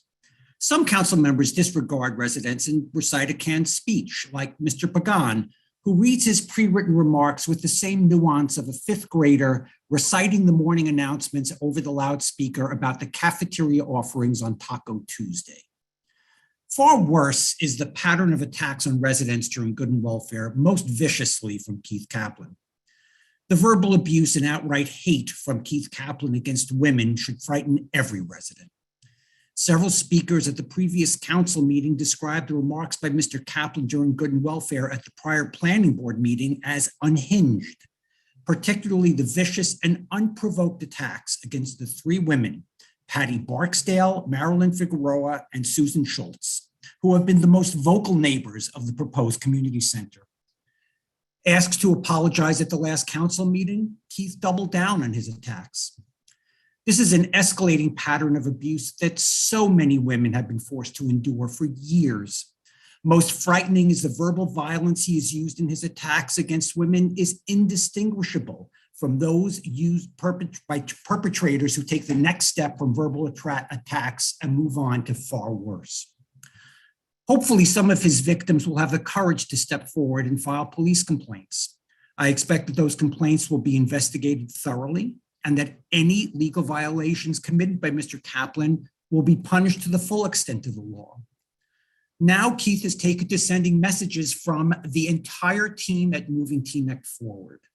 He is now on the same Moving Teaneck Forward team of Pagan, Organ, and Schwartz that filed phony financial reports with the State Election Law Enforcement Commission and were forced by an NJ elect audit to file amended reports 8 months after the election, which showed that Moving Teaneck Forward had received a previously unreported $900 contribution given in apparent exchange for a $20,000 contract to that contributor.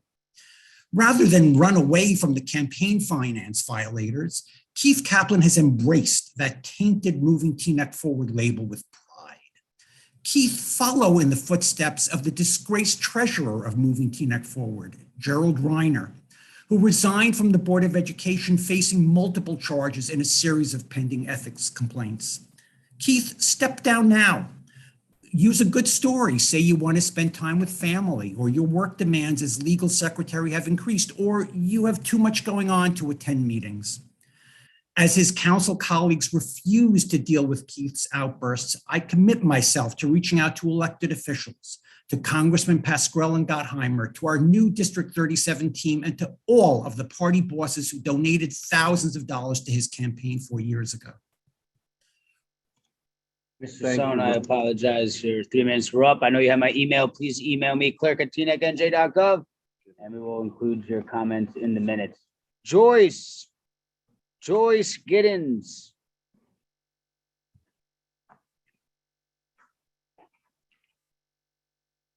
Give us a second as Zoom tries to catch up.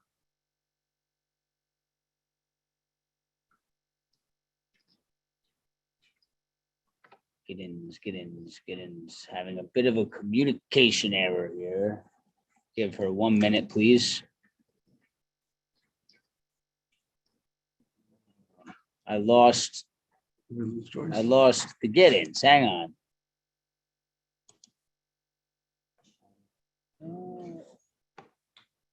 I know she was explaining to me, sometimes she has a hard time going on here. Oh, Miss Giddens, I lost you. Joyce and Robert. All right.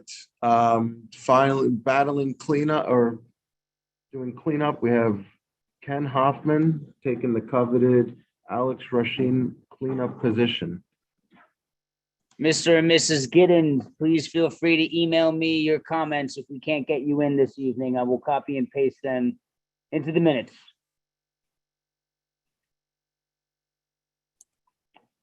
Ken Hoffman, Dr. Hoffman. I'm getting there. Hold on. All right, all set?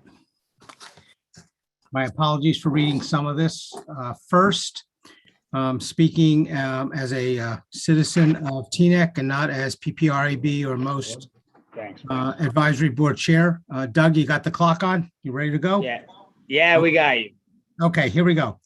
The most important thing to mention is Javon. It's wonderful to see you. I'm glad you have recovered from COVID. And that to me is the most important thing of the evening. So I hope you and the family are well. And I want everyone to know there is a variant out there. So while I agree with Dean and his cautious openness of Teaneck, one must be concerned that this may come back to I won't say bite us on the tush, but it may. But we have spring and summer coming when things come, but we are not out of the woods yet. Secondly, I want to thank Dr. Mike Norris. Keith had brought it up and Karen had talked about this. The Historical Commission for Teaneck sounds outstanding. And Mike has done a sensational job, as have the members of their advisory board with Dean's support. And I thank the council. We have I think a resolution for payment of these markers. I can't wait for their map as we go around in spring and summer to visit all of the parks and the historical buildings and getting ready for Teaneck Day on September 18th. But I congratulate them for everything that we do. As chair of PPRAB, I want to reassure the members of the community who are listening and those who are wondering where all the equipment is that we've been promised is that they're on a boat in the Pacific. It is unbelievable how long we are waiting to get the stuff that we have already paid for, whether it's your own house or it's for our township. And as our PPRAB advisory board and our members are sensational, we work like hell, all 7 of us working like crazy.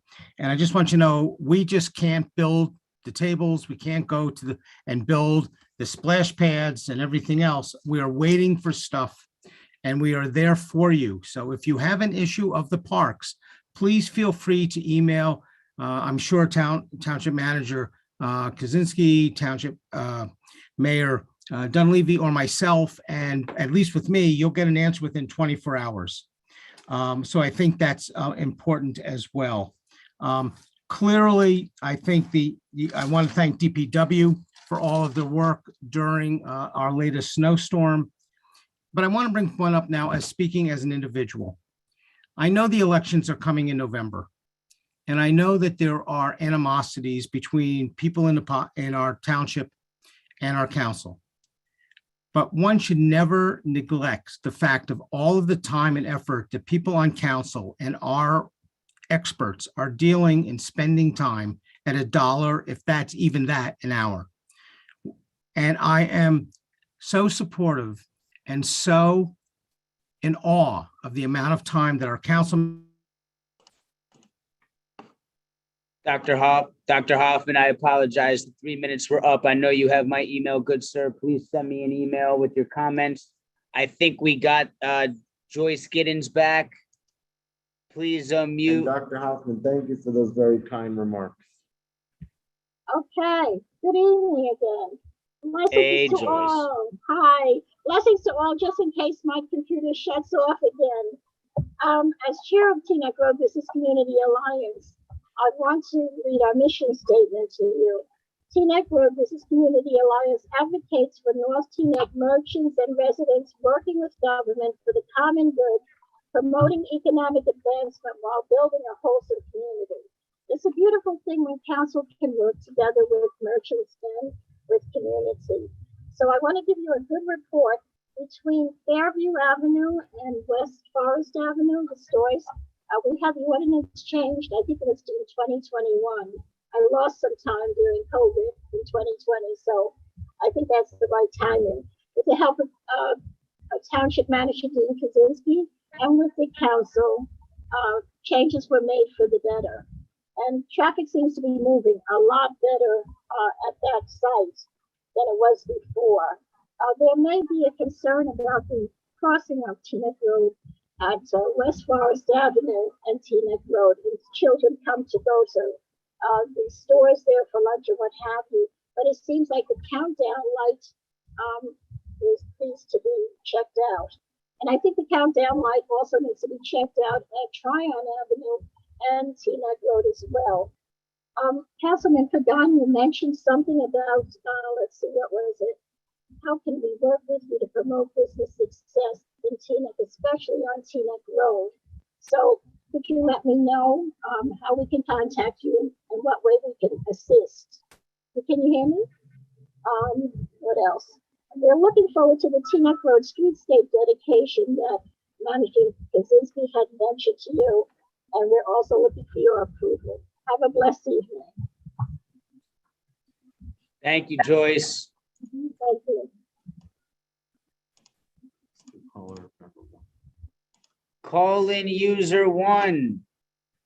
Whenever you are ready, please state your name for the record. You might need to, oh, there you are. Please state your name for the record. Margaret Baker. Thank you. And- 3 minutes. Beg your pardon? I'm 3 calling. minutes, Miss Baker. Okay. I'm calling because I am very upset with the lack of communication from the council in regards to the apartment building and the cannabis that you want to put here on Alfred Avenue. I have never received anything, any notification or anything from the town. Yes, I did go to the planning board meeting and I made my views public then. And Deputy Mayor Schwartz, after he heard my comment, he said to me, because my comment was, it's going to be too much traffic. It's going to block my view. We're not going to be able to see. You putting up the building, a 5-story building, in my front door, across the street directly. And you know what his comment to me was? If you don't want to look at the building, then you should look at Route 4. And I thought that was a very inappropriate comment from the deputy mayor to a resident who is voicing her opinion. We're only 3 houses here, that's Teaneck, and you and the majority of the council haven't told us a word. Our only communication is from the lawyer, from the developer, and the developer himself. And you, Mayor, Deputy Mayor Schwartz, Councilman Oregon, and Deputy Mayor Katz is going to do a visit at my house back in September on a Saturday evening at 4:30. What were you doing? I didn't call you for anything. You knew what my opinion about what you were doing. I called that visit on a Saturday at 4:30, a CYA visit. You left a card. You never contacted me. I didn't call you. If you came here, you came here for a reason. So I think it's very disrespectful that you would propose a project and have something going on and would not notify the residents who are directly affected. Ms. Baker, the 3 minutes were up. You have my email. Please feel free to shoot me an email. I am now bringing in Debbie Eliyahu.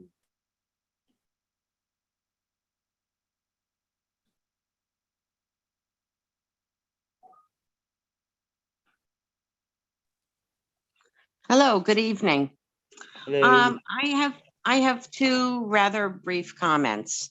One is that not everybody, I hear talk about Facebook page and this Facebook page and that Facebook page. Not everybody has Facebook. I am a Facebook refugee, and I will remain so as long as I live. I have a very good friend whose daughter was one of the first 200 employees there.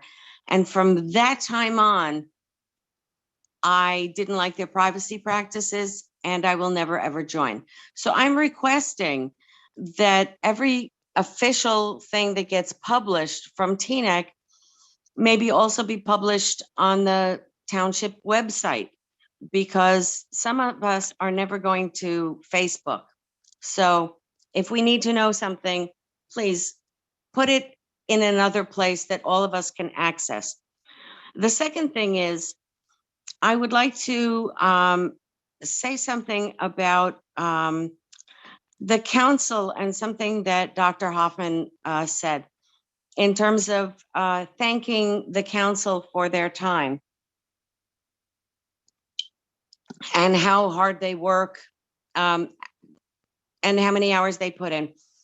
I fully acknowledge that. I know that every council member puts in a huge number of hours besides council meetings and volunteering and working above and beyond. I have no doubt about that. I know that many of the council members think that I oppose the council. I do not. I have on occasion been called out by name as an opponent. I'm not. I don't oppose the council. I simply happen to disagree with some of the decisions or the opinions.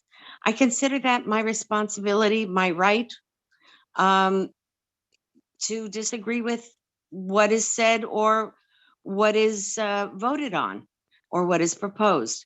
So please do not see that as opposition to the council. It's just my right and my responsibility as a citizen and a resident of the town. So I do appreciate all of the time that you put in, but I need to do that. So thank you for all that you do. But I have to say what I have to say. Thank you. Good evening. Thank you, Ms. Eliyahu. Okay, the new final last speaker of the night, Dr. Powers. Sorry, Dr. Hoffman. Dr. Powers, batting cleanup, the coveted Alex Rasheen spot. Hit it. Oh, I thought it was Mr. Hoffman's. I know he's whose spot I was taking. I'll choose my own predecessor. Thank you very much, Mr. Deputy Mayor. I want to really urge this council heard some really important input on good and welfare tonight. It certainly is time for the council and TNEC officially to recognize the incredible, unprecedented service that was provided by Loretta Weinberg over the years. She had a record that should be the envy of any of you in terms of how well she did every time she ran for election and what she did in those roles as Senate Majority. I think that what Paula Rogovan said is really important, that there really was a majority, and this council had a bad record in terms of how much money it has now spent trying to keep that CCA provision from actually getting before the public, something that the public 2-to-1 supported. What Mr. Klatsky, and I rarely support what Mr. Klatsky said about what's going on in Cedar Lane, is exactly right.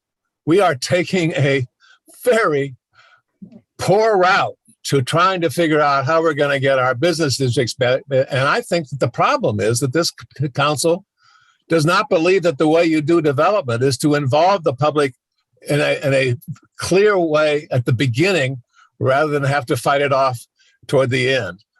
And all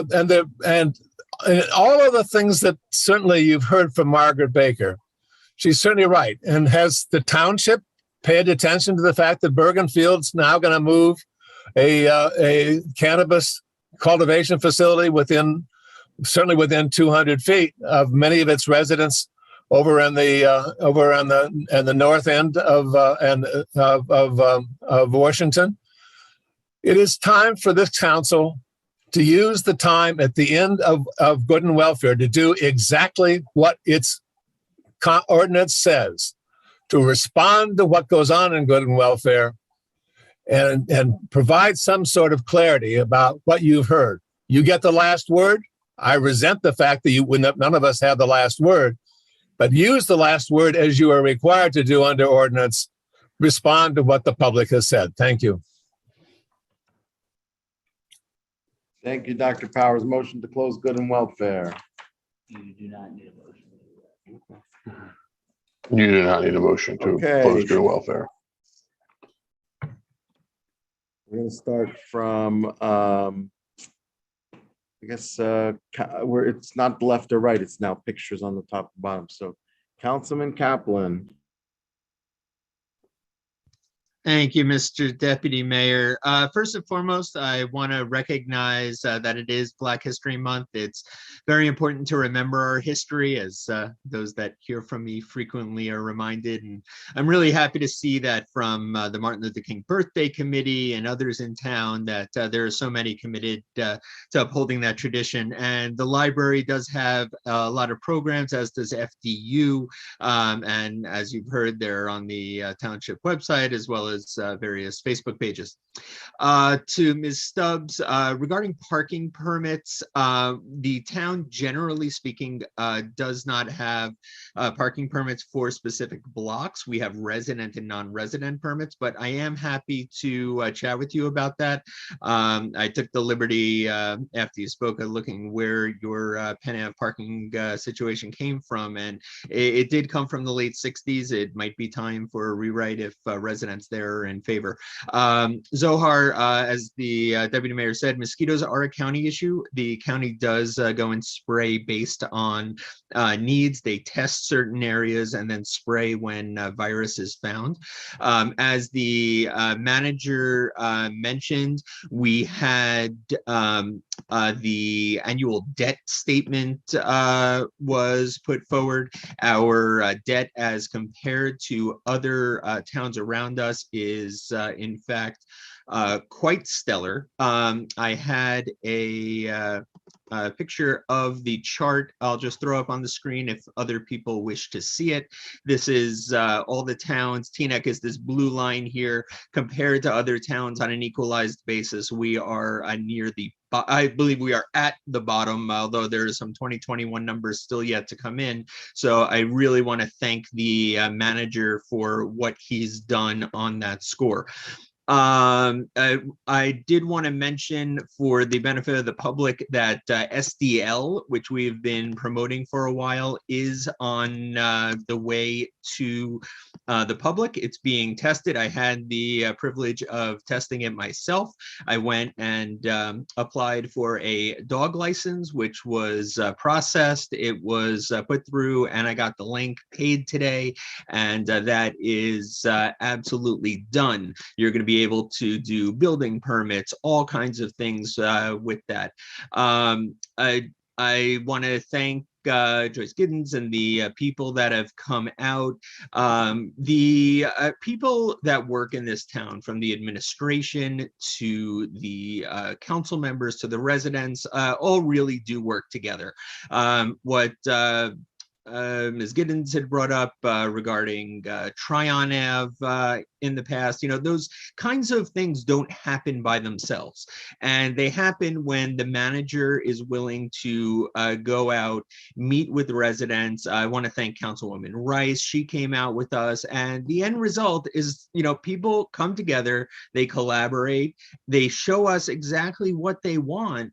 And, the administration works with the residents in order to make it happen. So part of communication, and I do apologize if I go over sometimes, but when so many people come to us for information, I truly feel that while everyone is given 3 minutes, it's sometimes very difficult to respond to everybody within a 3-minute time frame. So I do have email if you want to reach out. I'm at kkaplan@tnecnj.gov. My info is on the website, and I wish you all the best. And for those that are just tuning in, Happy New Year, and please feel free to reach out. We're here to work with you. Thank you, Councilman Kaplan. Councilman Pagan. Thank you, Deputy Mayor. I also want to remind residents that February is Black History Month, and it is important that we pay special attention to the cultural, political, social, artistic, and scientific contributions made by African Americans that have enriched our community and our country. Also, earlier this month, we celebrated Lunar New Year, which is an international holiday celebrated in many Asian countries. And this is the year of the tiger. So we wish all of our Asian residents a happy and healthy new year. As for parking on Penn Ave, Mr. Manager, can you please tell us briefly later what, if anything, could possibly be done to help Ms. Stubbs? Also, Mr. Manager, mosquito control comes from the county, right? Can you also please elaborate on that if you can later for our residents? You all know that I do support a fence going up at the burial ground at Pomander Walk, and I look forward to that happening in the spring. As for Cedar Lane, I respectfully disagree because I love Cedar Lane, and I love Cedar Lane as much as I love Teaneck Road, DeGraw Avenue, and Queen Anne Road, and every other street in our hometown. Let's see. I want to warn residents about a consumer fraud scam that is taking place recently, where criminals are calling your house to say that they are a representative from PSE&G, and then they threaten to cut your power off unless you make a $1,500 security deposit. Please do not fall for this scam. And if you get someone calling you saying this, please report them to the police, as well as the Bergen County Consumer Protection Division, which can be reached at 201-336-6400. And please stay vigilant because consumer fraud has been rampant during this pandemic, and consumer fraud continues to be on the rise. So please be careful.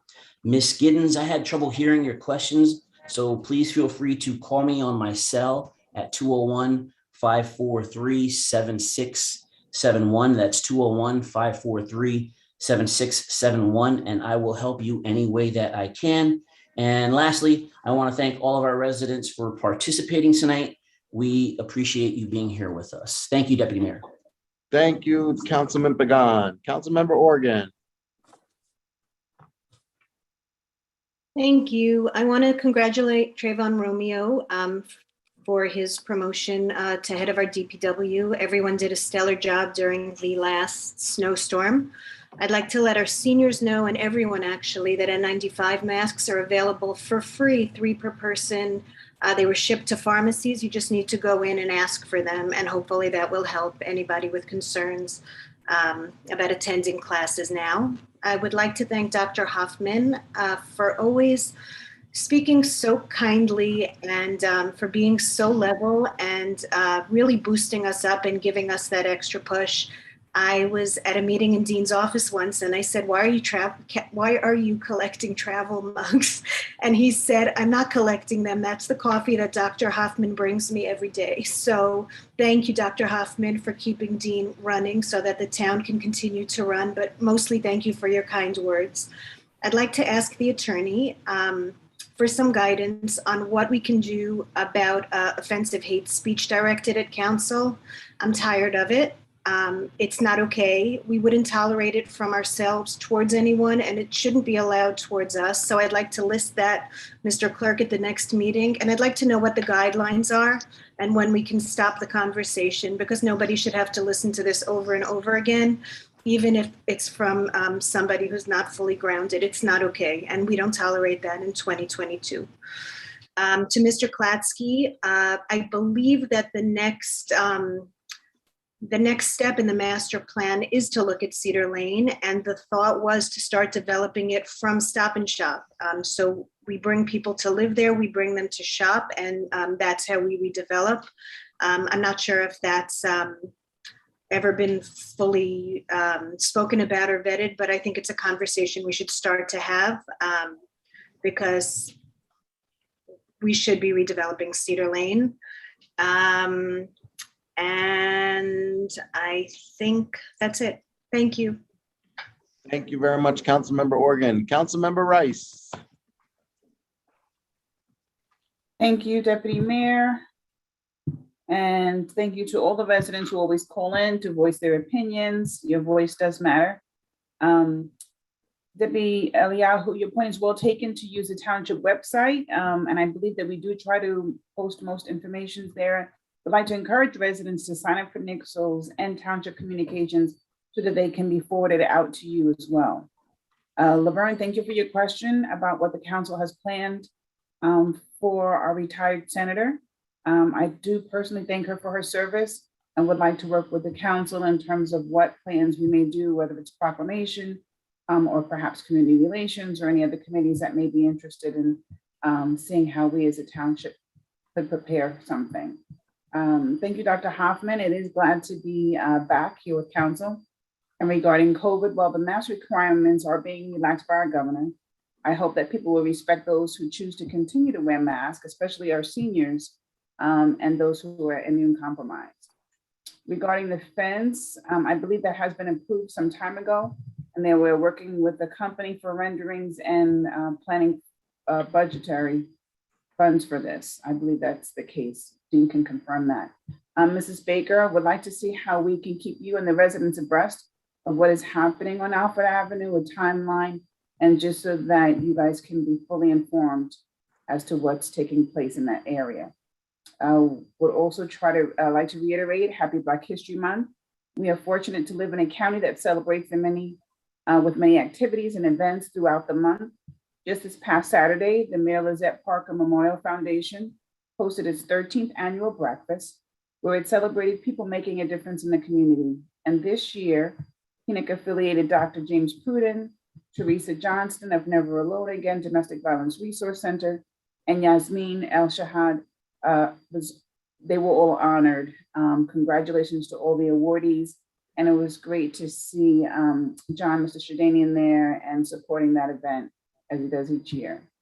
I'd like to also shout out and bring light to our very own Theodore Lacey, who was acknowledged by the New Jersey State Department of Education as a civil rights activist and educator. She spearheads our very own MLK Birthday Committee and the Black History Month Library Series that will be taking place every Thursday this month. Details can be found on our library website, as well as the Teaneck Board of Education site, as the many events and activities that are taking place throughout the community. And I hope that all residents will avail themselves, because Black history is American history. I'd also like to remind residents to always remember to move your cars when there's a snowstorm. And not only does it allow curb to curb plowing, but it also helps you avoid getting a ticket. Thank you, and that concludes my statements. Thank you, Councilmember Rice.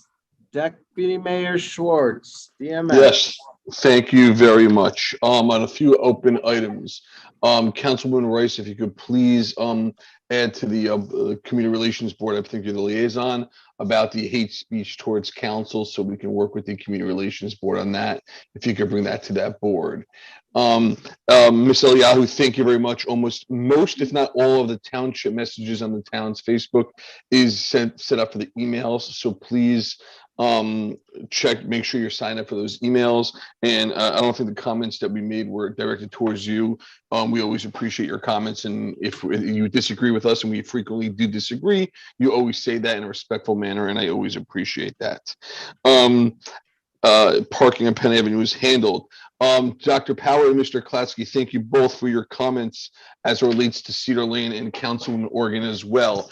The planning board, the sub-zoning committee, working on American Legion Drive and some matters that are being settled in that regard, but we have a lot planned for Cedar Lane on both sides of Cedar Lane. Some of it, Mr. Klatsky, may be very close to your house. So I continue to look forward to your support that we can have people live on Cedar Lane, shop on Cedar Lane, and even work on Cedar Lane. So get ready for a very large Cedar Lane rollout, hopefully in the next few weeks. Miss Baker, as it relates to two separate comments, you have heard nothing as it relates to the Alfred Avenue development at 329 Alfred Avenue, because that matter is now in the hands of the developer. The township has completed all of its meetings, all of its approvals to date.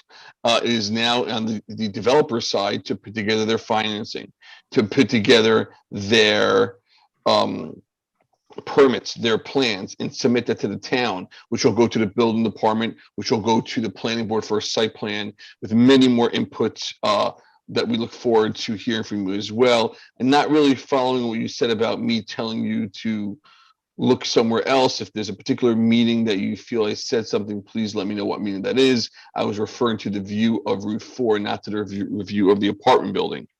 Also trouble that you didn't want to connect with us. We stopped by your house. Regrettably, you were not home, so we left you our card. We'd love to meet you down there. Councilwoman Organ, myself, and Deputy Mayor Katz will gladly return and walk the area with you. So please reach out to me, mschwartz@tnecnj.gov, or my cell phone, 917-902-9303, 902-9303. And I look forward to coming down there and meeting with you and go over any other findings that you may have or want to show us as we progress in the Alfred Avenue projects. Thank you. Thank you, DMS. Mr. Manager. Thank you so much. Just a couple of quick things. Penn Avenue between Larch and Catalpa is a no parking area between 8 a.m. and 6 p.m. except for Saturdays, Sundays, and holidays. I'll certainly work with the resident and explain the process for the ordinance change, the petition from the residents, the letter that needs to go out from my office. Not a problem. Please reach out to me or my executive assistant, Mr. Luis DePaz, and we can get that going and give you some good direction regarding the fence at the burial ground. I'm waiting for permission from the Meadowlands Conservation Trust. They sent a letter to Chairman Sheehan some time ago requesting approval to put up the split rail fence. My understanding, we need his approval from the trust in order to proceed. So once I do get that permission and he does respond, we'll make the arrangements to have this split rail fence put up. Regarding mosquito complaints, Bergen County Mosquito Control is the authority that does the spraying in Bergen County. It's done with a fogger. Residents can certainly reach out to our health department. If you do not want to reach out to Bergen County Mosquito Control, our health department will contact Bergen County Mosquito Control. Usually they set up larva traps, and more importantly, they test to make sure there's no presence of West Nile virus. Spraying is generally done between the months of June and October, or when the first frost happens. Regarding the countdown, pedestrian countdown at the lights at Teaneck and Forest and Teaneck and Tryon, I will make sure the police department and engineering takes a look at that to make sure nothing needs to be adjusted. Thank you. Excellent. Thank you very much, Mr. Manager. Mr. Attorney. Thank you, Deputy Mayor. I don't think there were any questions from the council in terms of what the public said. I will simply reiterate the fact that we have a lot of you know, a lot of issues in terms of when we want to resolve things. And that everything that is done in the best interest of the township. I just want to make sure that we're all aware that a lot of consideration and effort goes into that. I think that was what was said by some of the members of the public when they were speaking. And I think that goes to Councilwoman Organ's comment about hate speech. And I will look into that and make sure that there's a full dissertation on that for the next council meeting. Thank you, Mr. Attorney. Can I get a motion from someone to move the consent agenda, which includes the raffles, minutes, and the resolutions, and the bill list in the amount of $15,188,635.69. Moved Schwartz. Second, Pagan. Rice. Okay, I got the move Schwartz, second by Councilmember Rice. Roll call on consent, raffles, minutes, and resolutions in the bill list. Councilwoman Rami Rice, Yes, on everything with an abstention on bills list? Councilmember Gahn, Yes. Councilwoman Organ, Yes. Councilman Kaplan, Yes, with a no on 46-2022. Deputy Mayor Schwartz, Yes on all. Deputy Mayor Katz, Yes, with an abstention on the bill list and on resolutions 39, 2022, 40, 2022, 41, 2022. 39 through 41. Sounds good to me, including 41. And abstention on the bills. Was that an abstain on 39 to 41? Yeah. Abstain. All right. Everything adopted. All right, introductions of ordinances. Mr. Deputy We- Mayor, just Yes. before we introduce Mr. Deputy Mayor, Yes. I'd like to push off, I'm not sure the legal process, so I apologize. Ordinance 6 of 2022. I'd like to hold off on that being introduced at this particular moment, if you don't mind. Is there a process to that? That's for State Street timing. Some merchants have reached out and Yeah, I'll be meeting them. we'll table that. I'll second that, and that's okay. Attorney Shedanian, can we do that? You Real can quick? table, Yeah, you can motion. table the introduction of an ordinance. You just need to take a vote on it. Okay, can I get a vote on, well, I made he made a motion to table. You I second. second. Do we need a vote on a motion to table? Yeah, you have to, it has to be a motion. Okay. Do a Go quick ahead, roll call on this. So this is, just so council is aware, this is just to table ordinance 6. Deputy Mayor Schwartz, do you have a specific date that you would like to table this to? I'll be in touch with you. I'll be reaching out to the merchants and I'm meeting them there on this Saturday. TBD, like they say. TBD, you got it. So second, from Okay. Deputy Mayor Katz, Councilwoman Rami Rice. This is on a Yep. motion to table 62022. You're Yes. muted, man. Yes. to the Yes. motion. Yes. Councilman Gahn, Yes. Councilman Organ, Yes. Councilman Kaplan, Yes. Deputy Mayor Schwartz, Yes. Deputy Mayor Katz, Yes. No. tabled to an unspecified time at this point. Ordinance 52022, 72022. Do you need to read? Yeah, let me them read these directly? real quick. So instead of 3 ordinances this evening, we are considering 2. First up is ordinance 5-2022, amending ordinance number 28-2021, establishing positions and salary ranges for executive, managerial, professional, and confidential employees and for unclassified municipal employees in the township effective January 1, 2021. Last but not least, we have ordinance number 7-2022, amending and updating appendix 3, fees and charges for township services, in chapter 2 entitled Charter Administrative Code of the Township Code as amended to add administrative department fees for advertising the township council's newsletter. Okay, I need a motion to move those. I make the motion. Do we have a second? Second. Okay, roll call. Councilwoman Rami Rice, Yes, to introduction. Councilman Gahn, Yes. Councilwoman Organ, Yes. Councilman Kaplan, Yes. Deputy Mayor Schwartz, Yes. Deputy Mayor Katz, Yes. Can I get a motion to adjourn? Motion Schwartz. Sure. Sorry, motion for Rice. Sorry, second is Schwartz. Okay, Sorry. motion by Councilmember Rice, second by DMS. All in favor? Aye. Aye. All right, have a good night, everyone. Night, everyone. Stay safe. Safe, Aye. everybody.